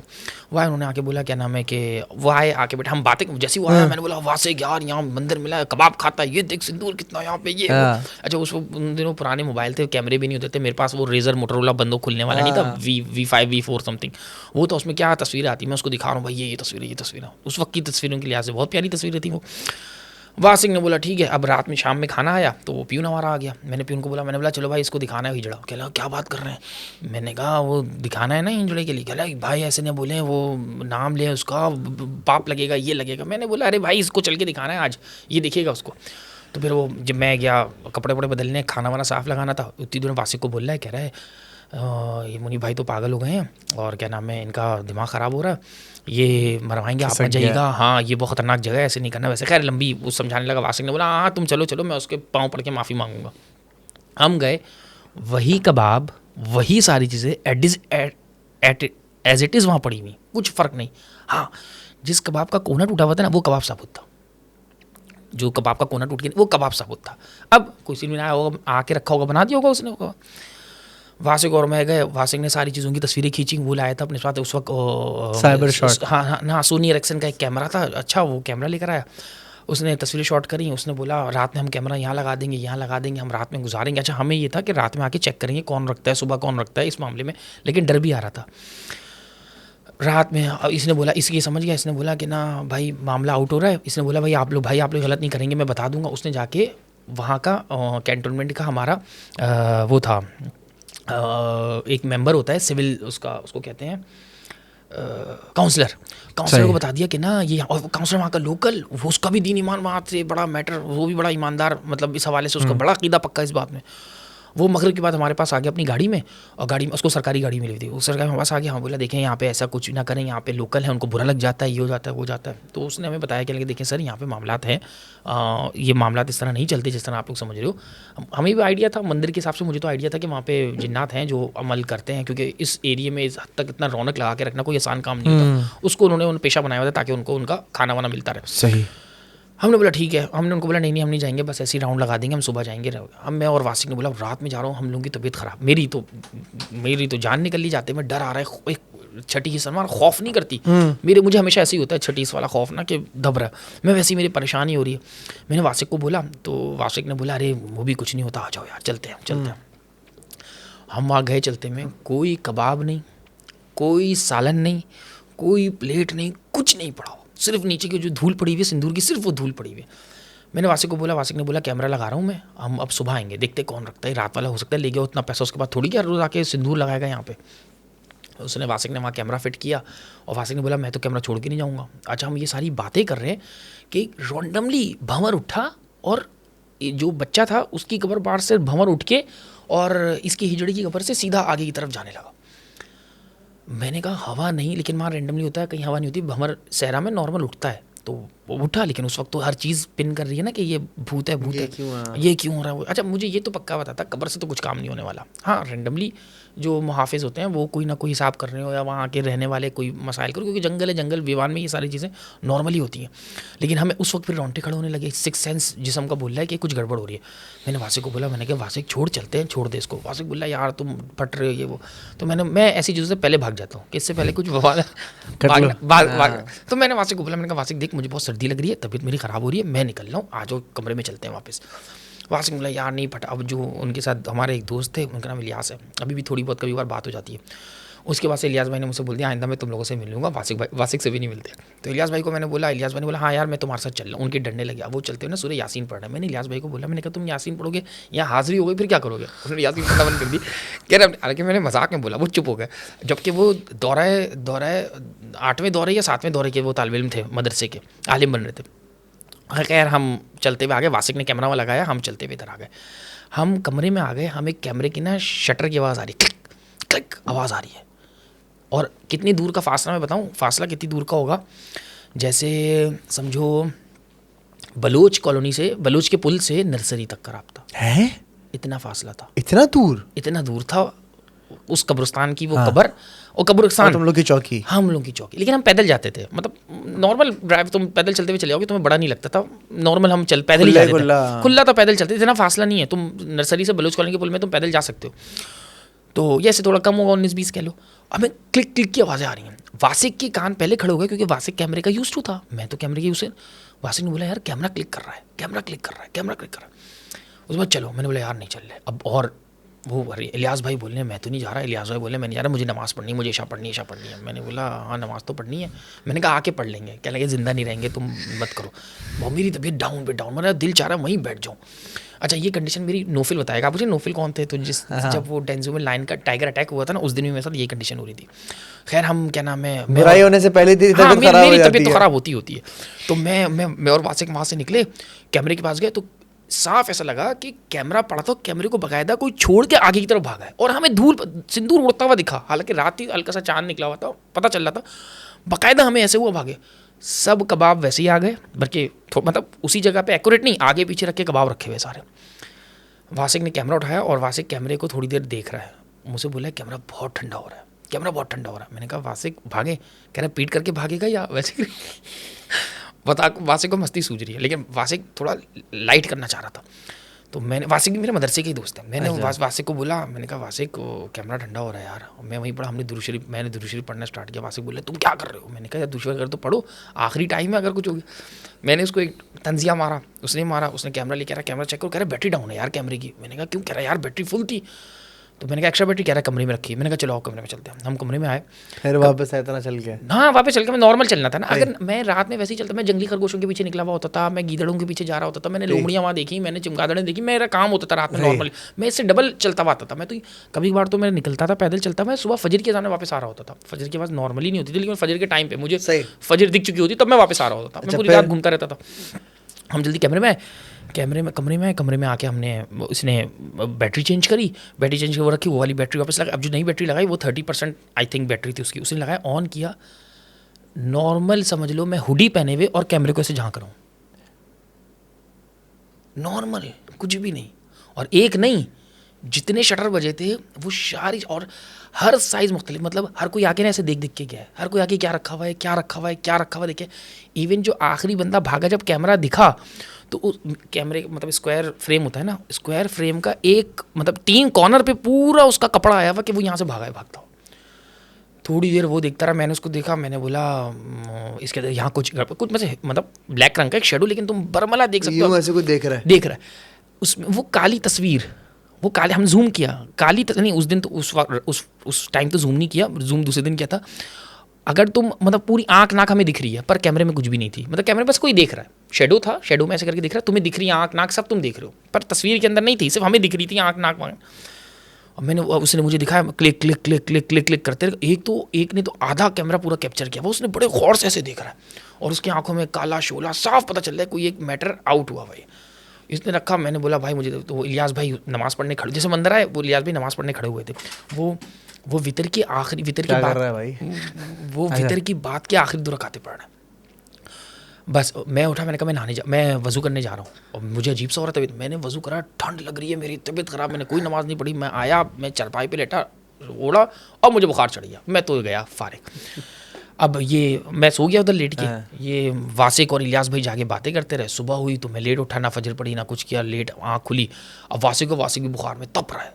अब इलियास भाई पहले जा रहा हूँ फ़ोन मिला रहे हैं किसी को। मैंने इलियास भाई क्या हुआ? कह रहे तुम दोनों सो गए हो, यहाँ दिमाग ख़राब हो गया, पूरी रात खिड़कियाँ खड़खड़ करती रही हैं, पूरी रात कोई ना कोई यहाँ से गुजरता रहे, तुम लोग पागल हो गए हो, तुम लोग सो गए इधर, यहाँ के मुसीबत हो गई थी मेरी रात। मैंने कहा आप क्यों नहीं सोए? कह रहे तुम्हारा दिमाग ख़राब है, यहाँ कैसे सो सकते हैं?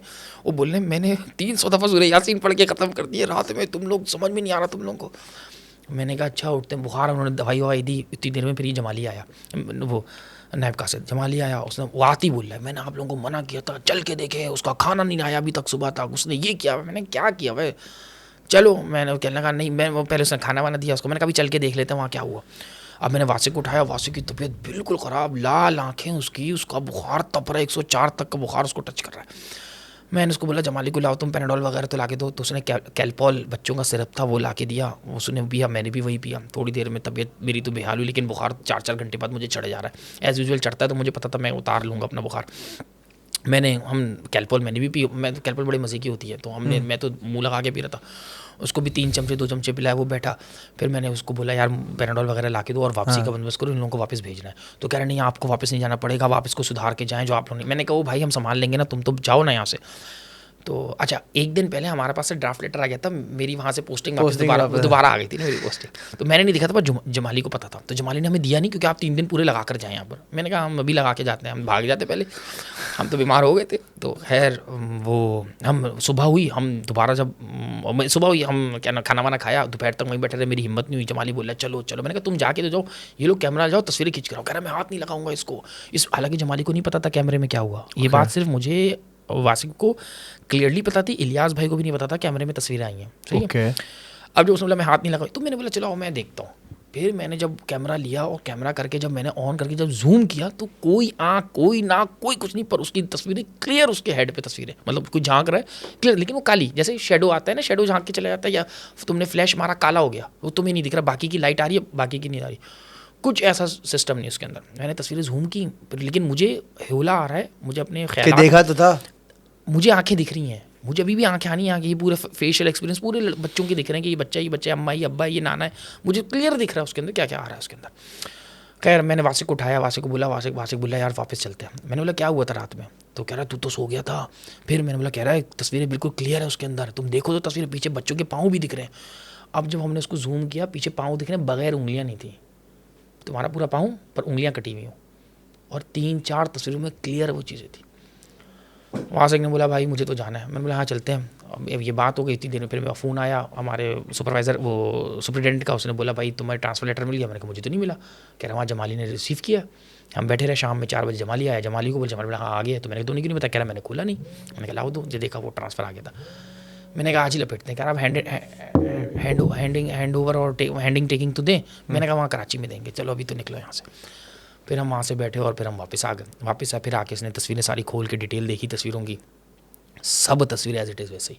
फिर वासिक ने डिलीट कर दी। एक तस्वीर उसने रखी थी, उन दिनों नया आया था, ऑर्कट आया था नया, ऑर्कट था या वो हाईकोर्ट कुछ करका था एक, उसमें ऑर्कट था और हाई फाइव था, हाँ हाई फाइव था या पिक्सो था, कोई एक था तस्वीरों का था। उसने सारी तस्वीरें उसमें अपलोड करी, उसमें सिर्फ एक तस्वीर अपलोड हुई जो परफेक्ट, बाकी सारी करप्ट हो गई। कोई एक तस्वीर, वो भी थोड़े टाइम पहले हमारा मेमोरी में भी आई वो तस्वीर है भी मतलब जब हमारे पास थोड़े टाइम पहले मेमोरी में हमारे पास रजिस्टर की, हमने ये तस्वीर देखी है, वो मेमोरी में ये मेमोरी आपके इतने साल हो गए, आप दोबारा रीशेयर करना चाहते हो तो, लेकिन मैंने अनइंटेंशनली फेसबुक पे हमने वो हमारे पास, फिर वो जो हमने ट्रिप वहाँ किया था ना, उसका फ्लावर शो हुआ था, तो वो फेसबुक पे भी हमने डाला, तो वो रिकॉल होती रही। जब वो रिकॉल हुई तो इसने 1-2 दफ़ा वो तस्वीर हमारे साथ की डाल दी थी कि ये देखो, उसकी कवर की भी डाल दी थी। तो वो अभी बहुत बार रिकॉल हुई, लेकिन वो अब जब 4-5 साल पुरानी हो जाती है तो वो लिखा हुआ आता है ना, आप ये मेमोरी शेयर करना चाहते हो, लेकिन नीचे तस्वीर नहीं शो होती, लेकिन आप उसको क्लिक कर दो तस्वीर शो होती, वो सूरत में आई। लेकिन मैंने इंटेंशनली उसको शेयर नहीं किया, मैंने कहा रैंडमली वासिक की पुरानी बात हो गई।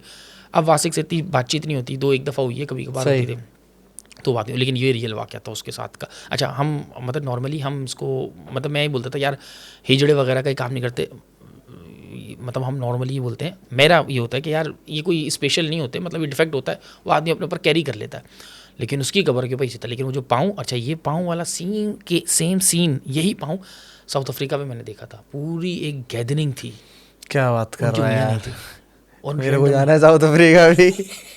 उनकी भी उंगलियां नहीं थी, पूरी एक गैदरिंग थी, फैमिली पूरी, और जिसकी उंगलियां नहीं थी। और ये यहाँ पे हमने तस्वीर, क्या वो जगह अभी भी है? हाँ बड़ी मशहूर है, मालूरा लेक में सिर्फ एक ही मशहूर मंदिर है भाई, सेम एक मंदिर है, मंदिर से थोड़ा आगे जाओगे, आगे जाके क्या हम जा सकते हैं वहाँ पे? आराम से जा सकते हैं, इजीली जा सकते हैं। बसेरा का एपिसोड करने चलेगा मेरे साथ वहाँ पे?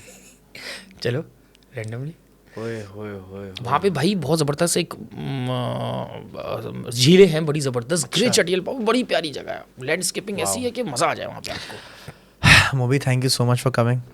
अच्छा ख़वातीन हज़रात, मामलात कुछ ऐसे हैं, ये बहुत सारी चीज़ें लिखी हुई हैं जो कि हमने डिस्कस नहीं की हैं, एंड आई थिंक अभी 1 घंटे से ऊपर हमारी पॉडकास्ट जा चुकी है। सो यार क्या आप अगली बार आ सकते हैं, एक और पॉडकास्ट में आ सकते हैं आप? आ जाऊँगा, लेकिन 2-1 दिन डेट्स का इंतजाम कर लेना। 3-4 दिन पहले बताऊंगा ताकि तुम्हें बुखार हो जाए, उतर जाए। अनएक्सपेक्टेड, हाँ अनएक्सपेक्टेड, ठक कर चल पॉडकास्ट करना है, बिल्कुल ऐसे ही।